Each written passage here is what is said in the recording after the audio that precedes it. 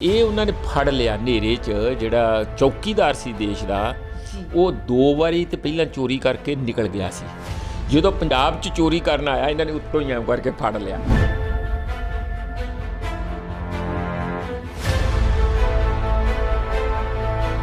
ਅੰਦਰ ਜਦੋਂ ਮੀਟਿੰਗ ਸ਼ੁਰੂ ਹੋਈ ਹੈ ਤੇ ਲਿਟਰਲੀ ਇਸ ਕਿਸਮ ਦਾ ਮਾਹੌਲ ਸੀ ਕਿ ਰੱਬ ਦਾ ਵਾਸਤਾ ਸਾਨੂੰ ਬਚਾ ਲਓ। ਕੌਣ? ਅਮਿਤ ਸ਼ਾਹ ਵੱਲੋਂ।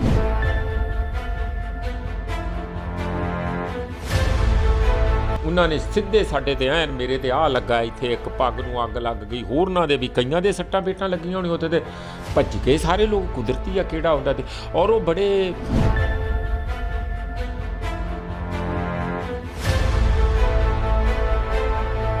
ਪਹਿਲੀ ਤੇ ਗੱਲ ਹੈ ਵੀ ਇੰਨੀਆਂ ਜਥੇਬੰਦੀਆਂ ਕਿਉਂ ਬਣੀਆਂ, ਉਹਦੇ ਬਾਰੇ ਤੇ ਮੈਂ ਕਹਿਣਾ ਨਹੀਂ ਚਾਹੁੰਦਾ, ਉਹਦਾ ਤੁਸੀਂ ਆਪ ਅੰਦਾਜ਼ਾ ਲਾ ਲਓ ਵੀ ਕੋਈ ਕਾਰਨ ਤੇ ਹੋਣਗੇ। ਲੋਕਾਂ ਨੇ ਗੱਲ ਸਮਝ ਲਈ ਹੈ ਕਿ ਜਿਹੜੇ ਚੌਕੀਦਾਰ ਕੱਲ੍ਹ ਤੱਕ ਆਪਣੇ ਆਪ ਨੂੰ ਕਹਿੰਦੇ ਸੀ, ਉਹ ਅਸਲ ਵਿੱਚ ਤੇ ਚੋਰ ਨਹੀਂ ਡਾਕੂ ਨਿਕਲੇ। ਰਾਤ ਡਾਕਿਆ, ਵੱਡਾ ਡਾਕਾ ਮਾਰਿਆ।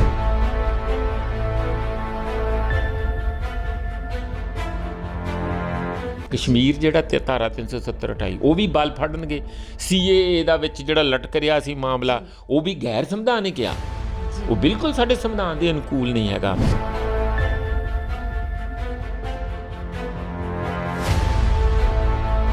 22-23 ਨੁਕਤੇ ਉਹਨਾਂ ਨੂੰ ਦੇ ਕੇ ਆਏ ਕਿ ਇਹਨਾਂ ਨੂੰ ਜਾ ਕੇ ਘਰ ਜਾਓ ਆਰਾਮ ਨਾਲ, ਜਿਸ ਤਰ੍ਹਾਂ ਹੋਮਵਰਕ ਬੱਚੇ ਨੂੰ ਦਿੰਦਾ ਮਾਸਟਰ।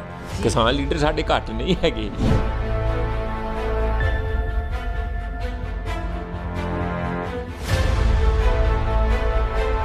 ਏਕਮ ਟੀਵੀ ਦੇਖ ਰਹੇ ਸਾਰੇ ਦਰਸ਼ਕਾਂ ਦਾ ਮੈਂ ਦਮਨਪ੍ਰੀਤ ਕੌਰ ਸਵਾਗਤ ਕਰਦੀ ਹਾਂ। ਦਰਸ਼ਕੋ, ਕਿਸਾਨੀ ਅੰਦੋਲਨ ਸਿਖਰਾਂ ਤੇ ਹੈ। ਡੈਡਲੌਕ ਦੀ ਸਥਿਤੀ ਬਣੀ ਹੋਈ ਹੈ। ਕੇਂਦਰ ਸਰਕਾਰ ਇਹਨਾਂ ਕਾਨੂੰਨਾਂ ਦੇ ਵਿੱਚ ਸੋਧ ਕਰਨ ਨੂੰ ਰਾਜੀ ਹੈ, ਪਰ ਦੂਜੇ ਪਾਸੇ ਕਿਸਾਨ ਜਿਹੜੇ ਆ ਇਹਨਾਂ ਕਾਨੂੰਨਾਂ ਨੂੰ ਰੱਦ ਕਰਨ ਦੀ ਗੱਲ ਕਰ ਰਹੇ ਹੈ। ਇਸ ਸਮੇਂ ਦੇ ਦੌਰਾਨ ਵੱਖੋ ਵੱਖਰੇ ਲੋਕ ਜਿਹੜੇ ਹੈ ਉਹ ਇਹਨਾਂ ਅੰਦੋਲਨਾਂ ਦਾ ਹਿੱਸਾ ਬਣ ਰਹੇ ਹੈ। ਪ੍ਰੋਫੈਸਰ ਮਨਜੀਤ ਸਿੰਘ ਹੋਰੀ ਵੀ ਪਿਛਲੇ ਦਿਨੀ ਦਿੱਲੀ ਜਾ ਕੇ ਆਏ ਹੈ। ਅਸੀਂ ਉਹਨਾਂ ਕੋਲੋਂ ਜਾਣਦੇ ਹਾਂ ਕਿ ਉੱਥੋਂ ਦੀਆਂ ਸਥਿਤੀਆਂ ਕਿਹੋ ਜਿਹੀਆਂ ਨੇ ਤੇ ਆਉਣ ਵਾਲੇ ਸਮੇਂ ਦੇ ਵਿੱਚ ਕਿਹੜੀਆਂ-ਕਿਹੜੀਆਂ ਇਸ ਅੰਦੋਲਨ ਦੇ ਵਿੱਚ ਸੰਭਾਵਨਾਵਾਂ ਬਣ ਰਹੀਆਂ ਨੇ ਤੇ ਰਾਜਨੀਤਿਕ ਦਲਾਂ ਦੀ ਕੀ ਭੂਮਿਕਾ, ਇਸ ਬਾਰੇ ਗੱਲਬਾਤ ਕਰਾਂਗੇ ਪ੍ਰੋਫੈਸਰ ਮਨਜੀਤ ਸਿੰਘ ਹੋਰਾਂ ਦੇ ਨਾਲ। ਸਰ, ਏਕਮ ਟੀਵੀ ਤੇ ਬਹੁਤ-ਬਹੁਤ ਸਵਾਗਤ ਹੈ। ਬਹੁਤ-ਬਹੁਤ ਧੰਨਵਾਦ ਏਕਮ ਜੀ। ਸਰ, ਸਭ ਤੋਂ ਪਹਿਲਾਂ ਤਾਂ ਸਾਡੇ ਦਰਸ਼ਕਾਂ ਨੂੰ ਇਹ ਦੱਸੋ ਕਿ ਤੁਸੀਂ ਹਾਲ ਹੀ ਦੇ ਵਿੱਚ ਜਿਹੜਾ ਹੈ ਦਿੱਲੀ ਦੇ ਬਾਰਡਰ ਤੋਂ ਵਾਪਸ ਪਰਤੇ ਹੋ, ਉੱਥੋਂ ਦੀਆਂ ਸਥਿਤੀਆਂ ਕਿਹੋ ਜਿਹੀਆਂ ਨੇ? ਦੇਖੋ, ਉੱਥੇ ਇੱਕ ਚੀਜ਼ ਤੇ ਦੇਖਣ ਨੂੰ ਹੈ ਕਿ ਉਹ ਅਚਾਨਕ ਪ੍ਰਸਥਿਤੀ ਨਹੀਂ ਬਣੀ ਜੀ। 5 ਜੂਨ ਨੂੰ ਜਦੋਂ ਇਹ ਆਰਡੀਨੈਂਸ ਹੁੰਦੇ ਆ ਤੇ ਕਿਸਾਨਾਂ ਨੇ ਉਦੋਂ ਤੋਂ ਹੀ ਹਿਲਜੁਲ ਆਪਣੀ ਸ਼ੁਰੂ ਕਰ ਦਿੱਤੀ ਸੀਗੀ। ਔਰ ਉਸ ਹਿਲਜੁਲ ਤੋਂ ਬਾਅਦ ਇਸ ਸਰਕਾਰ ਕੋਲੋਂ, ਕੇਂਦਰੀ ਸਰਕਾਰ ਕੋਲੋਂ ਤੇ ਪੰਜਾਬ ਸਰਕਾਰ ਕੋਲੋਂ ਵੀ ਆਫਕੋਰਸ ਅੱਜ ਤੋਂ ਲੈ ਕੇ ਹੁਣ ਤੱਕ 6 ਮਹੀਨੇ ਦਾ ਦੇਖੋ ਪੂਰਾ ਟਾਈਮ ਸੀਗਾ ਇਸ ਦਾ ਕੋਈ ਹੱਲ ਕੱਢਣ ਲਈ। ਜੀ। ਜਦੋਂ ਇਹ ਪੰਜਾਬ ਵਿੱਚ ਸੀ, ਖਾਸ ਕਰ ਸਤੰਬਰ 25 ਨੂੰ ਜਦੋਂ ਪੰਜਾਬ ਬੰਦ ਹੋਇਆ, ਸ਼ੰਭੂ ਦੇ ਉੱਤੇ ਵੱਡਾ ਅਸੀਂ ਗਏ ਸੀਗੇ, ਬਹੁਤ ਇਕੱਠ-ਵੱਠ ਜਮਾਵੜਾ, 9-10 ਹਜ਼ਾਰ ਨੌਜਵਾਨ ਖਾਸ ਕਰ ਉੱਥੇ ਸੀਗੇ, ਸਿੰਗਰ ਸਾਰੇ ਉੱਥੇ, ਲੱਖਾ ਸਿਧਾਣਾ, ਦੀਪ ਸਿੱਧੂ, ਹੋਰ ਬੜਾ ਮਤਲਬ ਜੋਸ਼ ਸੀਗਾ। ਉਦੋਂ ਸਮਝ ਜਾਣਾ ਚਾਹੀਦਾ ਸੀ ਸਰਕਾਰ ਨੂੰ ਕਿ ਇਹ ਜਿਹੜੇ ਬੰਦੇ ਆ ਇਹਨਾਂ ਨੂੰ ਅਸੀਂ ਕਿਵੇਂ ਹੈਂਡਲ ਕਰਨਾ, ਔਰ ਥੱਲੇ ਜਿਹੜਾ ਆਭਾਰ ਹੈ ਉਹ ਕਿੰਨਾ ਜ਼ਿਆਦਾ, ਲੋਕਾਂ ਦੀ ਕਮਿਟਮੈਂਟ ਜਾਂ ਗੁੱਸਾ ਜਾਂ ਕਿੰਨੀ ਵਿਰੋਧਤਾ ਚੱਲ ਰਹੀ ਹੈ, ਉਸ ਦਿਨ ਤੋਂ ਸਮਝ ਜਾਣਾ ਚਾਹੀਦਾ। ਜੇ ਉਸ ਦਿਨ ਇੰਟਰਵੈਂਸ਼ਨ ਹੁੰਦੀ ਤਾਂ ਫਿਰ ਇਹ ਈਜ਼ੀਲੀ ਹੋ ਜਾਣਾ ਸੀਗਾ ਕਿ ਇਸ ਨੂੰ ਕਾਨੂੰਨ ਵਾਪਸ ਕਰਵਾਉਣ ਦੀ ਜਗ੍ਹਾ ਘੱਟੋ ਘੱਟ ਇਸ ਤਰੀਕੇ ਦਾ ਗੱਲ ਬਣ ਜਾਣੀ ਸੀ ਕਿ ਚਲੋ ਕੀ ਅਮੈਂਡਮੈਂਟ ਹੈਗੀ ਆ ਉਹ ਤੁਸੀਂ ਕਰ ਲਓ ਜੀ। ਪਰ ਜਦੋਂ ਫਿਰ ਇੱਥੇ ਮੀਟਿੰਗਾਂ ਲਗਾਤਾਰ ਹੁੰਦੀਆਂ ਰਹੀਆਂ, ਪੰਜਾਬ ਸਰਕਾਰ ਨੇ ਵੀ ਉਸ ਦਾ ਅਸੈਂਬਲੀ 'ਚ ਉਹਨਾਂ ਬਿੱਲਾਂ ਨੂੰ ਇੱਕ ਕਿਸਮ ਦਾ ਡੈਡ ਜਿਹਾ ਹੀ ਕਰਤਾ, ਜੋ ਉਹਨਾਂ 'ਚ ਤਰਮੀਮਾਂ ਵੱਡੇ ਪੱਧਰ 'ਤੇ ਕੀਤੀਆਂ ਗਈਆਂ। ਹੁਣ ਉਹਦੇ 2 ਅਰਥ ਆ। ਇੱਕ ਤੇ ਉਹ ਬਿੱਲ ਨੂੰ ਐਕਸੈਪਟ ਕਰ ਲੈਣਾ, ਇਹ ਹੁਣ ਨਵੀਂ ਗੱਲ ਆਈ ਹੈ, ਆਪਣੇ ਆਪ 'ਚ ਮੰਨ ਲੈਣਾ ਕਿ ਸੈਂਟਰ ਜਿਹੜਾ ਐਗਰੀਕਲਚਰ 'ਤੇ ਕੋਈ ਨਾ ਕੋਈ ਕਾਨੂੰਨ ਫਰੇਮ ਕਰ ਸਕਦਾ। ਇਸ ਗੱਲ ਦੀ ਵੀ ਇਹ ਆਈ ਹੈ ਕਿ ਇਹ ਜਿਹੜੇ 3 ਕਾਨੂੰਨ ਸੀ, ਪੰਜਾਬ ਗੌਰਮੈਂਟ ਨੂੰ ਵੀ ਉਹਨਾਂ 'ਚ ਅਮੈਂਡਮੈਂਟ ਦੀ ਜਗ੍ਹਾ ਜਾਂ ਉਹਨਾਂ ਨੂੰ ਇੱਕ ਕਿਸਮ ਦਾ ਬਿਲਕੁਲ ਡਿਫੰਕਟ ਕਰਨ ਦੀ ਜਗ੍ਹਾ ਉਹਨਾਂ ਨੂੰ ਰਿਜੈਕਟ ਕਰਨਾ ਚਾਹੀਦਾ ਸੀ, ਟੋਟਲੀ ਮੂਲੋਂ ਹੀ। ਹੈ। ਹੁਣ ਉਹ ਹੋ ਸਕਦਾ ਉਹਨਾਂ ਦੇ ਦਾਅ ਪੇਚ ਸਰਕਾਰਾਂ ਦੀ ਇੱਕ ਆਪਣੀ ਗੱਲ ਦਮਨਪ੍ਰੀਤ ਹੁੰਦੀ ਹੈ ਕਿ ਆਫਟਰ ਆਲ ਉਹ ਇੱਕ ਸਟੇਟ ਦੀ ਸਰਕਾਰ ਆ, ਸੈਂਟਰ ਦੇ ਨਾਲ ਇੱਕ ਸਬੰਧ ਆ, ਪੈਸੇ ਲੈਣੇ ਆ, GST ਦੇ ਲੈਣੇ ਆ, ਅਤੇ ਹੋ ਸਕਦਾ ਉਹ ਉਹਨਾਂ ਨੇ ਇੰਨੀ ਹਿੰਮਤ ਨਾ ਦਿਖਾਈ ਹੋਵੇ। ਪਰ ਇਹਦੇ ਨਾਲ ਹੋਇਆ ਕੀ ਹੈ ਕਿ ਗਾਂਹ ਤੋਂ ਅਸੀਂ ਇੱਕ ਅਧਿਕਾਰ ਦੇ ਦਿੱਤਾ ਸੈਂਟਰ ਨੂੰ ਕਿ ਉਹ ਸੂਬਿਆਂ ਦੀ ਖੇਤੀ ਬਾਰੇ ਕੋਈ ਨਾ ਕੋਈ ਕਾਨੂੰਨ ਜੇ ਬਣਾਉਣਾ ਚਾਹੁਣ ਤੇ ਬਣਾ ਸਕਦੇ, ਜਿਹੜਾ ਆਪਣੇ ਆਪ 'ਚ ਬੜਾ ਕੰਟਰੋਵਰਸੀ ਹੈਗੀ। ਜਦੋਂ ਇਸ ਤੋਂ ਬਾਅਦ ਐਜ਼ ਏ ਫਾਲੋ ਅਪ ਕਿਸਾਨਾਂ ਨੇ ਰੇਲ ਰੋਕੋ ਚੱਲਿਆ, ਹੋਰ ਚੱਲਿਆ, ਟੋਲ ਪਲਾਜ਼ਾ 'ਤੇ ਹੈ ਨਾ ਸਾਰਾ ਬੰਦ ਕਰ ਦਿੱਤਾ, ਹੋਰ ਮਾਲ ਸਾਰਾ ਬੰਦ ਕੀਤਾ, ਅਤੇ ਨਹੀਂ ਸਮਝੀ ਸਰਕਾਰ ਨੇ, ਸਮਝਿਆ ਨਹੀਂ। ਉਹਨਾਂ ਨੂੰ ਲੱਗਦਾ ਸੀ ਇੱਥੇ ਛੂੰ ਛੜਕ ਜਿਹਾ ਕਰਕੇ ਹਾਰ ਹੰਬ ਕੇ ਬੈਠ ਜਾਣਗੇ। ਉਹ ਕਿਹੜੇ ਕੰਮ 'ਤੇ ਲੱਗੀ ਸੀ ਸਰਕਾਰ? ਉਹ ਜਿਹੜਾ ਪ੍ਰੈਸ਼ੀਅਸ ਸਮਾਂ ਸੀਗਾ, ਸਰਕਾਰ ਉਦੋਂ ਇਸ ਗੱਲ 'ਤੇ ਲੱਗੀ ਰਹੀ ਕਿ ਅਸੀਂ ਇਹਨਾਂ ਨੂੰ ਸਮਝਾਉਣਾ, ਇਹ ਮੂਰਖਾਂ ਨੂੰ ਸਮਝ ਨਹੀਂ ਪੈਂਦੀ, ਇਹਨਾਂ ਦੇ ਦਿਮਾਗ 'ਚ ਪਤਾ ਨਹੀਂ ਤੂੜੀ ਭਰੀ ਹੋਈ ਆ ਕਿਸਾਨਾਂ ਦੇ। ਜਾਣੀ ਪੂਰੀ ਉਹਨਾਂ ਦੀ ਕੋਸ਼ਿਸ਼ ਇਹ ਸੀ ਕਿ ਤੁਸੀਂ ਸਾਡੇ ਕੋਲੋਂ ਐਨਕ ਲਓ, ਫਿਰ ਇਹਨੂੰ ਦੇਖੋ, ਫਿਰ ਤੁਹਾਨੂੰ ਸਾਫ਼ ਦਿਖੂ। ਤੁਹਾਨੂੰ ਤਾਂ ਦਿਖ ਹੀ ਨਹੀਂ ਰਿਹਾ ਜਿਹੜਾ ਇਹਦੇ 'ਚ ਲਿਖਿਆ। ਅਸੀਂ ਤੁਹਾਨੂੰ ਅਮੀਰ ਕਰਨਾ ਚਾਹੁੰਦੇ ਹਾਂ, ਅਸੀਂ ਤੁਹਾਨੂੰ ਆਜ਼ਾਦ ਕਰਨਾ ਚਾਹੁੰਦੇ ਹਾਂ, ਅਸੀਂ ਤੁਹਾਨੂੰ ਪਤਾ ਨਹੀਂ ਚੰਦ 'ਤੇ ਪਹੁੰਚਾਉਣਾ ਚਾਹੁੰਦੇ। ਇਹੋ ਜਿਹੀਆਂ ਗੱਲਾਂ ਉਹਨਾਂ ਨੂੰ ਲਗਾਤਾਰ ਬੇਤੁਕੀਆਂ ਕਰਦੇ ਰਹੇ, ਜਦ ਕਿ ਕਿਸਾਨ ਇਸ ਗੱਲ ਨੂੰ ਉਹਨਾਂ ਦੇ ਮਿਨਿਸਟਰਾਂ ਨਾਲੋਂ ਵੀ ਜ਼ਿਆਦਾ ਸਮਝ ਗਏ ਸੀ ਕਿ ਇਹਦੀ ਅਸਲੀ ਭਾਵਨਾ ਕੀ ਹੈ ਅਤੇ ਇਹਦੇ ਆਉਣ ਵਾਲੇ 10 ਸਾਲਾਂ ਦੇ ਬਾਅਦ ਸਾਡੇ 'ਤੇ ਕੀ ਹਸ਼ਰ ਸਾਡਾ ਹੋਣ ਵਾਲਾ। ਇਸ ਕਰਕੇ ਉਹ ਤਾਂ ਕਿਤੇ ਮੰਨਣ ਵਾਲੇ ਨਹੀਂ ਸੀ, ਉਹ ਸਮਝ ਗਏ ਸੀ, ਜਿਹੜੀ ਰਮਜ ਨੂੰ ਸਮਝ ਗਏ ਸੀ।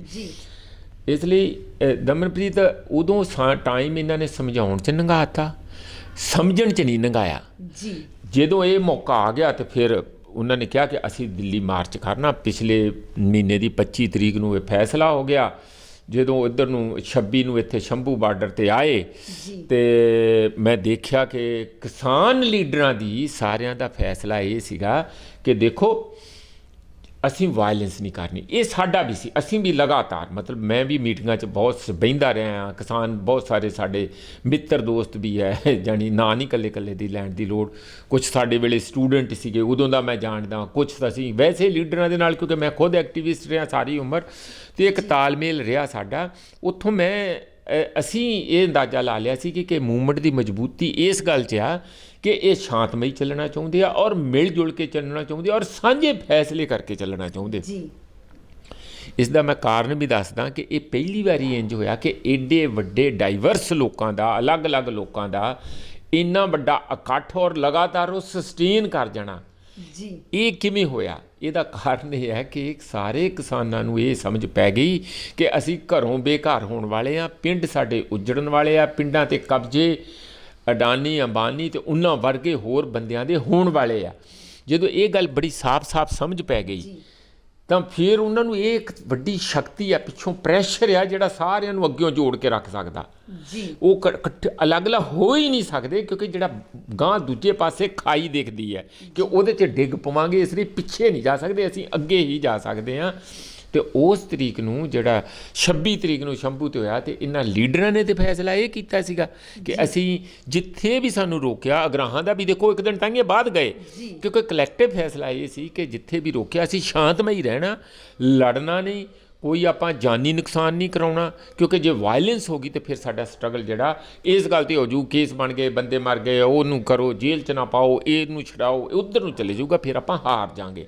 ਇਹ ਬਿਲਕੁਲ ਸਹੀ ਸਟਰੈਟਜੀ ਸੀ ਔਰ ਕੀਤਾ ਵੀ ਇੰਜ, ਕਰਨ ਵੀ ਇੰਜ ਲੱਗੇ। ਪਰ ਜਿਹੜਾ ਥੱਲੇ ਆਭਾਰ ਸੀਗਾ ਯੂਥ ਦਾ, ਉਹਨਾਂ ਨੇ ਭਾਵੇਂ ਉਹ ਤੋਪਾਂ ਸੀ, ਭਾਵੇਂ ਉਹ ਜਲ ਤੋਪਾਂ ਸੀ, ਅਤੇ ਭਾਵੇਂ ਉਹਨਾਂ ਦੇ ਉਹ ਬੁਲਡੋਜ਼ਰ ਸੀ ਅਤੇ ਕਰੇਨਾਂ ਸੀ ਅਤੇ ਰੋਡ ਰੋਲਰ, ਇੱਕ ਚੀਜ਼ਾਂ ਰੱਖੀਆਂ ਹੋਈਆਂ ਸੀਗੀਆਂ, ਟਿੱਪਰ ਰੱਖੇ ਸੀਗੇ, ਸਾਰੇ ਐਉਂ ਨੌਜਵਾਨਾਂ ਨੇ ਜਾਣੀ ਆਪਣੇ ਜੋਸ਼ ਅਤੇ ਸਰੀਰਕ ਤਾਕਤ, ਕੁਛ ਨਹੀਂ ਹੋਰ, ਸਰੀਰਕ ਤਾਕਤ ਦੇ ਨਾਲ ਹੀ ਕੱਖੋਂ ਹੌਲਾ ਕਰਤਾ ਸਾਰਾ ਕੁਝ। 1.5 ਘੰਟਾ ਸਟਰਗਲ ਹੋਇਆ, ਉੱਥੇ ਮੈਂ ਵਿੱਚੇ ਹੀ ਸੀ। ਉਹ ਟੀਅਰ ਗੈਸ ਸ਼ੈੱਲ ਛੱਡੇ ਗਏ, ਹੋਰ ਪਾਣੀ ਊਣੀ ਬਥੇਰਾ ਸੀਗਾ। ਜਾਣੀ ਕੁੱਲ ਮਿਲਾ ਕੇ ਹੋਇਆ ਇਹ ਕਿ ਜਿਉਂ ਇਹ ਮਾੜੀ ਜੀ ਸੀਰ ਜੀ ਪੈ ਜਾਂਦੀ ਹੈ ਨਾ, ਜਿਸ ਤਰ੍ਹਾਂ ਦਰਿਆ ਦੇ ਵਿੱਚ ਜਾਂ ਨਹਿਰ 'ਚ, ਫਿਰ ਉਹ ਤੁਸੀਂ ਘੰਟੇ ਕੁ ਬਾਅਦ ਦੇਖਦੇ ਹੋ ਪਹਾੜ ਖੁੱਲ੍ਹ ਜਾਂਦਾ, 10 ਮੀਟਰ ਚੌੜਾ ਪਹਾੜ ਬਣਿਆ ਹੁੰਦਾ ਉੱਤੇ। ਉਹੋ ਹੀ ਹਾਲਤ ਇੱਥੇ ਹੋਈ, ਇੱਕ ਟਰੈਕਟਰ ਲੰਘਿਆ ਨਹੀਂ ਅਤੇ ਪਿੱਛੇ ਅਲੀ ਕਰਦੇ, ਉਹ ਲੀਡਰ ਕਹਿਣ ਸਾਨੂੰ ਵੀ ਲੈ ਜਾਓ, ਓਏ ਸਾਨੂੰ ਵੀ ਲੈ ਜਾਓ, ਨੌਜਵਾਨ ਅੱਗੇ ਮਾਰਦੇ ਛਾਲਾਂ, ਕਿਤੇ ਪਰਵਾਹ ਨਹੀਂ ਕੀਤੀ ਉਹਨਾਂ ਨੇ। ਸਾਨੂੰ ਜਾ ਕੇ ਅਸੀਂ 27 ਤਰੀਕ ਨੂੰ ਇਸ ਵਕਤ ਉਦਣ ਤੇ ਇੱਥੋਂ ਵਾਪਸ ਆ ਗਏ। ਅਸੀਂ ਕਿਸਾਨ ਟਰੈਕਟਰਾਂ ਤੇ ਅੱਗੇ ਚਲੇ ਗਏ। ਅਸੀਂ ਸਵਖਤੇ ਉੱਠ ਕੇ ਫਿਰ 27 ਤਰੀਕ ਨੂੰ ਪਹੁੰਚੇ ਉੱਥੇ, ਤੇ ਉਦੋਂ ਅਜੇ 200 ਕਿਸਾਨ ਹੀ ਉੱਥੇ ਸੀਗਾ, ਥੋੜ੍ਹੇ ਜਿਹੇ ਟਰੈਕਟਰ ਪਹੁੰਚੇ ਸੀਗਾ ਕਿਉਂਕਿ ਅਸੀਂ ਗੱਡੀ ਤੇ ਗਏ, ਅਸੀਂ ਛੇਤੀ ਪਹੁੰਚ ਗਏ। ਉਦੋਂ ਸਾਨੂੰ ਉੱਥੇ ਉਹਨਾਂ ਨੂੰ ਰੋਕਣਾ ਔਖਾ ਹੋ ਗਿਆ। ਬਾਰਡਰ ਦੇ ਉੱਤੇ ਵੱਡੀ ਫੌਜ ਵਾਂਗੂ ਜਾਣੀ 4 ਫੋਰਸਾਂ, BSF ਉੱਤੇ ਸੀਗੀ, CRPF ਸੀਗੀ, ਫਿਰ ਰੈਪਿਡ ਐਕਸ਼ਨ ਫੋਰਸ ਸੀਗੀ, ਦਿੱਲੀ ਪੁਲਿਸ, ਹੋਰ ਪਤਾ ਨਹੀਂ ਕਿਹੜੇ ਕਿਹੜੇ ਰੰਗ ਬਰੰਗੀਆਂ ਵਰਦੀਆਂ ਵਾਲੇ, ਤੇ ਬਹੁਤ ਭਾਰੀ ਜਮਾਵੜਾ ਸੀਗਾ। ਅਸੀਂ ਲੋਕਾਂ ਨੂੰ ਹਟਾ ਰਹੇ ਸੀ ਕਿ ਅਸੀਂ ਅੱਗੇ ਨਹੀਂ ਅਜੇ ਜਾਣਾ, ਉਹਨਾਂ ਨਾਲ ਟੱਕਰ ਨਹੀਂ ਲੈਣੀ ਹੈਗੀ, ਜੇ ਲੈਣੀ ਵੀ ਹੈ ਤਾਂ ਪਿੱਛੇ ਜਿਹੜੀਆਂ ਸਾਡੀਆਂ ਟਰਾਲੀਆਂ ਆ ਰਹੀਆਂ ਉਹਨਾਂ ਨੂੰ ਹੋਰ ਆ ਲੈਣ ਦਿਓ ਜੀ। ਉਹ ਅਜੇ ਅਸੀਂ ਦੱਸ ਹੀ ਰਹੇ ਸੀ, ਘੰਟਾ ਕੁ ਲੋਕਾਂ ਨੂੰ ਪਿੱਛੇ ਕਰ ਰਹੇ ਸੀਗੇ। ਪੁਲਿਸ ਵਾਲੇ ਵੀ ਬੜੇ ਪਿਆਰ ਨਾਲ ਸਾਨੂੰ ਕਹਿ ਰਹੇ ਸੀ ਸਾਡੇ ਤੋਂ ਥੋੜ੍ਹਾ ਦੂਰ ਕਰ ਦਿਓ ਇਹਨਾਂ ਨੂੰ, ਅਸੀਂ ਦੂਰ ਕਰ ਵੀ ਦਿੱਤਾ। ਅਸਲੀ ਮਾਨਿਆਂ 'ਚ ਸਾਨੂੰ ਇਹ ਬਾਅਦ ਵਿੱਚ ਸਮਝ ਪਈ ਕਿ ਸਾਨੂੰ ਉਹ ਆਪਣੇ ਨਾਲੋਂ ਦੂਰ ਕਰਕੇ, ਜਾਣੀ 100 ਕੁ ਮੀਟਰ ਤੇ ਦੂਰ ਕਰਕੇ, ਤੇ ਫਿਰ ਉਹ ਸਾਡੇ ਤੇ ਸਿੱਧਾ ਟੀਅਰ ਗੈਸ ਸ਼ੈੱਲ ਛੱਡਣੇ ਚਾਹੁੰਦੇ ਸੀ। ਜਿਉਂ ਹੀ ਅਸੀਂ 100 ਕੁ ਮੀਟਰ ਉਹਨਾਂ ਨਾਲੋਂ ਦੂਰ ਕੀਤਾ, ਉਹਨਾਂ ਨੇ ਸਿੱਧੇ ਸਾਡੇ ਤੇ ਐਨ, ਮੇਰੇ ਤੇ ਆਹ ਲੱਗਾ, ਇੱਥੇ ਇੱਕ ਪੱਗ ਨੂੰ ਅੱਗ ਲੱਗ ਗਈ, ਹੋਰਨਾਂ ਦੇ ਵੀ ਕਈਆਂ ਦੇ ਸੱਟਾਂ ਫੇਟਾਂ ਲੱਗੀਆਂ ਹੋਣੀਆਂ ਉੱਥੇ, ਤੇ ਭੱਜ ਗਏ ਸਾਰੇ ਲੋਕ। ਕੁਦਰਤੀ ਆ ਕਿਹੜਾ ਹੁੰਦਾ, ਤੇ ਔਰ ਉਹ ਬੜੇ ਬਰੂਟਲ ਢੰਗ ਦੇ ਨਾਲ, ਕੋਈ ਆਊਟਡੇਟਡ ਵੀ ਸੀਗੇ ਜਿਹੜੇ ਉਹਨਾਂ ਨੇ ਚਲਾਏ, ਇਸ ਕਰਕੇ ਉਹਨਾਂ ਦਾ ਅਸਰ ਵੀ ਬੜਾ ਜ਼ਹਿਰੀਲਾ ਅਸਰ ਵੀ ਸੀਗਾ ਜੀ। ਮੈਂ ਸਾਰੀ ਕਹਾਣੀ ਇਸ ਕਰਕੇ ਦੱਸ ਰਿਹਾ ਤੁਹਾਨੂੰ ਜੀ ਕਿ ਇਹ ਜਦ ਉੱਥੇ ਪਹੁੰਚ ਹੀ ਗਏ ਇੱਕ ਵਾਰੀ, ਫਿਰ ਦੇਖੋ ਉੱਥੇ ਲੀਡਰਾਂ ਦੀਆਂ, ਸਾਰੇ ਲੀਡਰਾਂ ਦੀਆਂ 2 ਰਾਇਆਂ ਬਣੀਆਂ। ਇੱਕ ਤੇ ਇਹ ਕਿ ਅਸੀਂ ਉੱਥੇ ਪਹੁੰਚ ਕੇ ਲੈਣਾ, ਸਾਡੇ ਨੌਜਵਾਨ ਖਾਸ ਕਰਕੇ, ਕਿ ਅਸੀਂ ਅੱਗੇ ਅੱਜ ਰਾਮਲੀਲਾ ਗਰਾਊਂਡ ਜਾਣਾ ਹੀ ਜਾਣਾ। ਅਸੀਂ ਉਹਨਾਂ ਨੂੰ ਧੱਕ ਕੇ ਪਿਛਾਂਹ ਕਰ ਰਹੇ ਹਾਂ ਕਿ ਕੋਈ ਵਾਇਲੈਂਸ ਨਾ ਹੋ ਜਾਏ। 2 ਵਜੇ ਤੱਕ ਸਰਕਾਰ ਜਿਹੜੀ ਆ ਉਹ ਮਿੰਨਤਾਂ ਕਰਨ ਲੱਗ ਪਈ ਕਿ ਤੁਸੀਂ ਆ ਜਾਓ, ਤੁਹਾਡੇ ਲਈ ਅਸੀਂ ਤੰਬੂ ਲਾਤੇ, ਸਾਰੀਆਂ ਸਹੂਲਤਾਂ। ਤੁਸੀਂ ਉਹ ਬਰਾੜੀ ਇੱਕ ਜਗ੍ਹਾ ਹੈਗੀ ਜਿੱਥੇ ਨਿਰੰਕਾਰੀਆਂ ਦਾ ਸਤਸੰਗ ਹੁੰਦਾ, ਉਹ ਬਹੁਤ ਵੱਡੀ ਜਗ੍ਹਾ ਕਈ ਕਿਲੋਮੀਟਰਾਂ 'ਚ ਫੈਲੀ ਹੋਈ ਹੈ, ਕਿ ਤੁਹਾਡਾ ਉੱਥੇ ਇੰਤਜ਼ਾਮ ਹੋ ਗਿਆ, ਉੱਥੇ ਆ ਜਾਓ। ਇਹ ਸਾਡੇ ਕਿਸਾਨ ਵੀਰਾਂ ਦਾ ਇਹ ਫੈਸਲਾ ਹੋ ਗਿਆ ਕਿ ਹੁਣ ਨਹੀਂ ਅਸੀਂ ਇੱਥੇ ਜਾਣਾ, ਤੁਸੀਂ ਸਾਨੂੰ ਇੱਥੇ ਰੋਕਿਆ, ਅਸੀਂ ਇੱਥੇ ਹੀ ਡੇਰੇ ਲਾਵਾਂਗੇ ਜੀ। ਉਹ ਫਿਰ ਡੇਰੇ ਇੱਥੇ ਵੀ ਲੱਗ ਗਏ, ਅਗਲੇ ਦਿਨ ਟਿਕਰੀ 'ਤੇ ਵੀ ਲੱਗ ਗਏ, ਉਦੋਂ ਬਾਅਦ ਗਾਜ਼ੀਪੁਰ ਜਿਹੜਾ ਨੋਇਡਾ ਵੱਲੋਂ ਰਸਤਾ ਆਉਂਦਾ ਉੱਥੇ ਲੱਗ ਗਏ, ਫਿਰ ਚੌਥੀ ਜਗ੍ਹਾ ਹੁਣ ਜਿਹੜੀ ਜੈਪੁਰ ਤੋਂ ਸੜਕ ਆਉਂਦੀ ਆ ਉੱਥੇ ਵੀ ਲੱਗ ਗਏ ਜੀ। ਅੱਜ ਦੇ ਹਾਲਾਤ ਵਿੱਚ ਮੈਂ ਲਗਾਤਾਰ ਦੇਖੋ, ਅੱਜ 19ਵੇਂ ਉੱਥੇ 26 ਨੂੰ ਚੱਲੇ ਆ, 27 ਨੂੰ ਸਵੇਰੇ ਪਹੁੰਚੇ ਆ, ਤੇ ਅੱਜ ਤੁਸੀਂ ਦੇਖ ਲਓ ਕਿੰਨੇ ਦਿਨ ਹੋ ਗਏ ਹੈ ਨਾ, 20 ਦਿਨ। ਅੱਜ 20ਵਾਂ ਦਿਨ, 19 ਦਿਨ ਪੂਰੇ ਹੋ ਗਏ, ਅੱਜ 20ਵਾਂ ਦਿਨ ਹੈਗਾ। ਉੱਥੇ ਏਡੇ ਵੱਡੇ ਹਜੂਮ ਵੱਲੋਂ, ਜਿਹਦੇ ਵਿੱਚ ਬਜ਼ੁਰਗ ਵੀ ਹੈ, ਜਿਹਦੇ ਵਿੱਚ ਬੱਚੇ ਵੀ ਹੈ, ਹਰਿਆਣਵੀ ਬਹੁਤ ਆ, ਤਾਮਿਲ ਵੀ ਹੈਗੇ ਆ, ਮੱਧ ਪ੍ਰਦੇਸ਼ ਦੇ ਲੋਕ ਵੀ ਹੈਗੇ, ਯੂਪੀ ਦੇ ਹੈਗੇ, ਉੱਤਰਾਖੰਡ ਦੇ ਹੈਗੇ, ਜ਼ਿਆਦਾ ਗਿਣਤੀ ਪੰਜਾਬੀਆਂ ਦੇ, ਹਰਿਆਣਵੀ ਲੋਕਾਂ ਦੀ ਹੈਗੀ।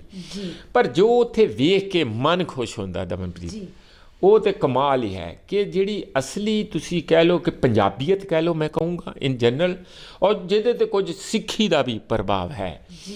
ਅੱਜ ਦੀਆਂ ਫੋਟੋਆਂ ਵੀ ਤੁਸੀਂ ਜੇ ਦੇਖੋ ਤੇ ਸਾਡੇ ਨੌਜਵਾਨ, ਸਿੱਖ ਨੌਜਵਾਨ, ਉਹ ਜਿਹੜੀਆਂ ਡਿਫੈਂਸ ਜਿਨ੍ਹਾਂ ਨੇ ਉਹਨਾਂ 'ਤੇ ਪਾਣੀ ਦੀਆਂ ਬਸ਼ਾਰਾਂ ਕੀਤੀਆਂ, ਟੀਅਰ ਗੈਸ ਸ਼ੈੱਲ ਚਲਾਏ, ਉਹਨਾਂ ਨੂੰ ਲੰਗਰ ਛਕਾ ਰਹੇ ਆ ਬੜੇ ਪਿਆਰ ਨਾਲ। ਉਦਣ ਵੀ ਸੀ, ਉਹਨਾਂ ਨੂੰ ਪੁੱਛਿਆ ਕਿ ਇਹ ਤੁਹਾਡੀ ਤੁਸੀਂ ਡਿਊਟੀ ਕਰ ਰਹੇ ਆ, ਕੋਈ ਗੱਲ ਨਹੀਂ, ਸਾਡੀ ਬੇਨਤੀ ਹੈ ਕਿ ਤੁਸੀਂ ਸਵੇਰ ਦੇ ਭੁੱਖੇ ਖੜੇ ਆ, ਸਾਡੇ ਵੱਲੋਂ ਲੰਗਰ ਛਕ ਲਓ ਜੀ। ਇੱਕ ਟਿਕਰੀ ਬਾਰਡਰ 'ਤੇ ਇੰਜ ਕੁਝ ਪੁਲਿਸ ਵਾਲਿਆਂ ਨੇ ਨਹੀਂ ਉਹਨਾਂ ਦਾ ਪ੍ਰਸ਼ਾਦ ਲੈਣ ਤੋਂ ਨਾ ਕੀਤੀ, ਮੀਡੀਆ ਵਾਲੇ ਪੈ ਗਏ ਕਿ ਤੁਸੀਂ ਕਿਵੇਂ ਨਹੀਂ ਲੈਂਦੇ, ਫਿਰ ਉਹਨਾਂ ਨੇ ਲਿਆ ਵੀ ਤੁਸੀਂ ਇਸ ਕਰਕੇ ਨਹੀਂ ਲੈਂਦੇ ਕਿਉਂਕਿ ਇਹ ਹੈ ਤੇ ਸਾਰੇ ਅਸੀਂ ਵੀ ਲੈ ਰਹੇ ਹਾਂ।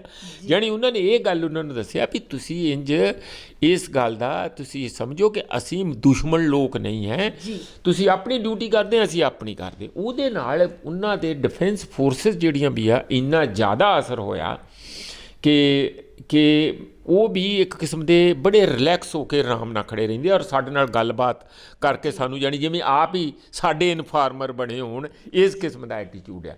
ਪਰ ਇਸ ਦਾ ਮੈਸੇਜ ਦੁਨੀਆ ਦੇ ਵਿੱਚ, ਬਾਕੀ ਦੇਸ਼ਾਂ ਦੇ ਵਿੱਚ ਇਸ ਕਿਸਮ ਦੀ ਲਹਿਰ ਬਹੁਤ ਘੱਟ ਦੇਖਣ ਨੂੰ ਮਿਲਦੀ ਹੈ। ਇੱਕ ਵਾਰੀ ਆਪ ਮੁਹਾਰੇ ਲਹਿਰ JP ਜੈ ਪ੍ਰਕਾਸ਼ ਨਰਾਇਣ ਵਾਲੀ ਸਨ 77-76 ਸਾਨੂੰ ਦੇਖਣ ਨੂੰ ਮਿਲੀ ਸੀਗੀ ਜੀ। ਉਦੋਂ ਬਾਅਦ ਵਿੱਚ ਕੋਈ ਆਜ਼ਾਦੀ ਵੇਲੇ ਇਹੋ ਜਿਹੀਆਂ ਵੱਡੀਆਂ ਲਹਿਰਾਂ ਚੱਲੀਆਂ ਹੋਣਗੀਆਂ। ਉਦੋਂ ਬਾਅਦ ਜਿਹੜੀ ਅੱਜ ਦੀ ਲਹਿਰ ਆ, ਜਿਹੜੀ ਇੰਨੇ ਸਮੇਂ ਤੋਂ ਗੈਪ ਤੋਂ ਬਾਅਦ ਸ਼ਾਂਤਮਈ ਪ੍ਰਦਰਸ਼ਨ ਹੋਣਾ, ਔਰ ਉਹਦੇ 'ਚ ਸਹਿਣਸ਼ੀਲਤਾ, ਪਿਆਰ, ਸਦਭਾਵਨਾ, ਭਰੋਸਾ, ਡੈਮੋਕ੍ਰੈਟਿਕ ਪ੍ਰਿੰਸੀਪਲਸ, ਫਿਰ ਤਿਆਗ, ਫਿਰ ਜਜ਼ਬਾਤ, ਫਿਰ ਐਨ ਦਬੰਗੀ ਕਿ ਆਓ ਫਿਰ ਸਾਡੇ ਤੇ ਜੇ ਤੁਸੀਂ ਸਾਨੂੰ ਕਰਨਾ ਜੋ ਵੀ ਕਰਨਾ ਅਸੀਂ ਬੈਠੇ ਹਾਂ।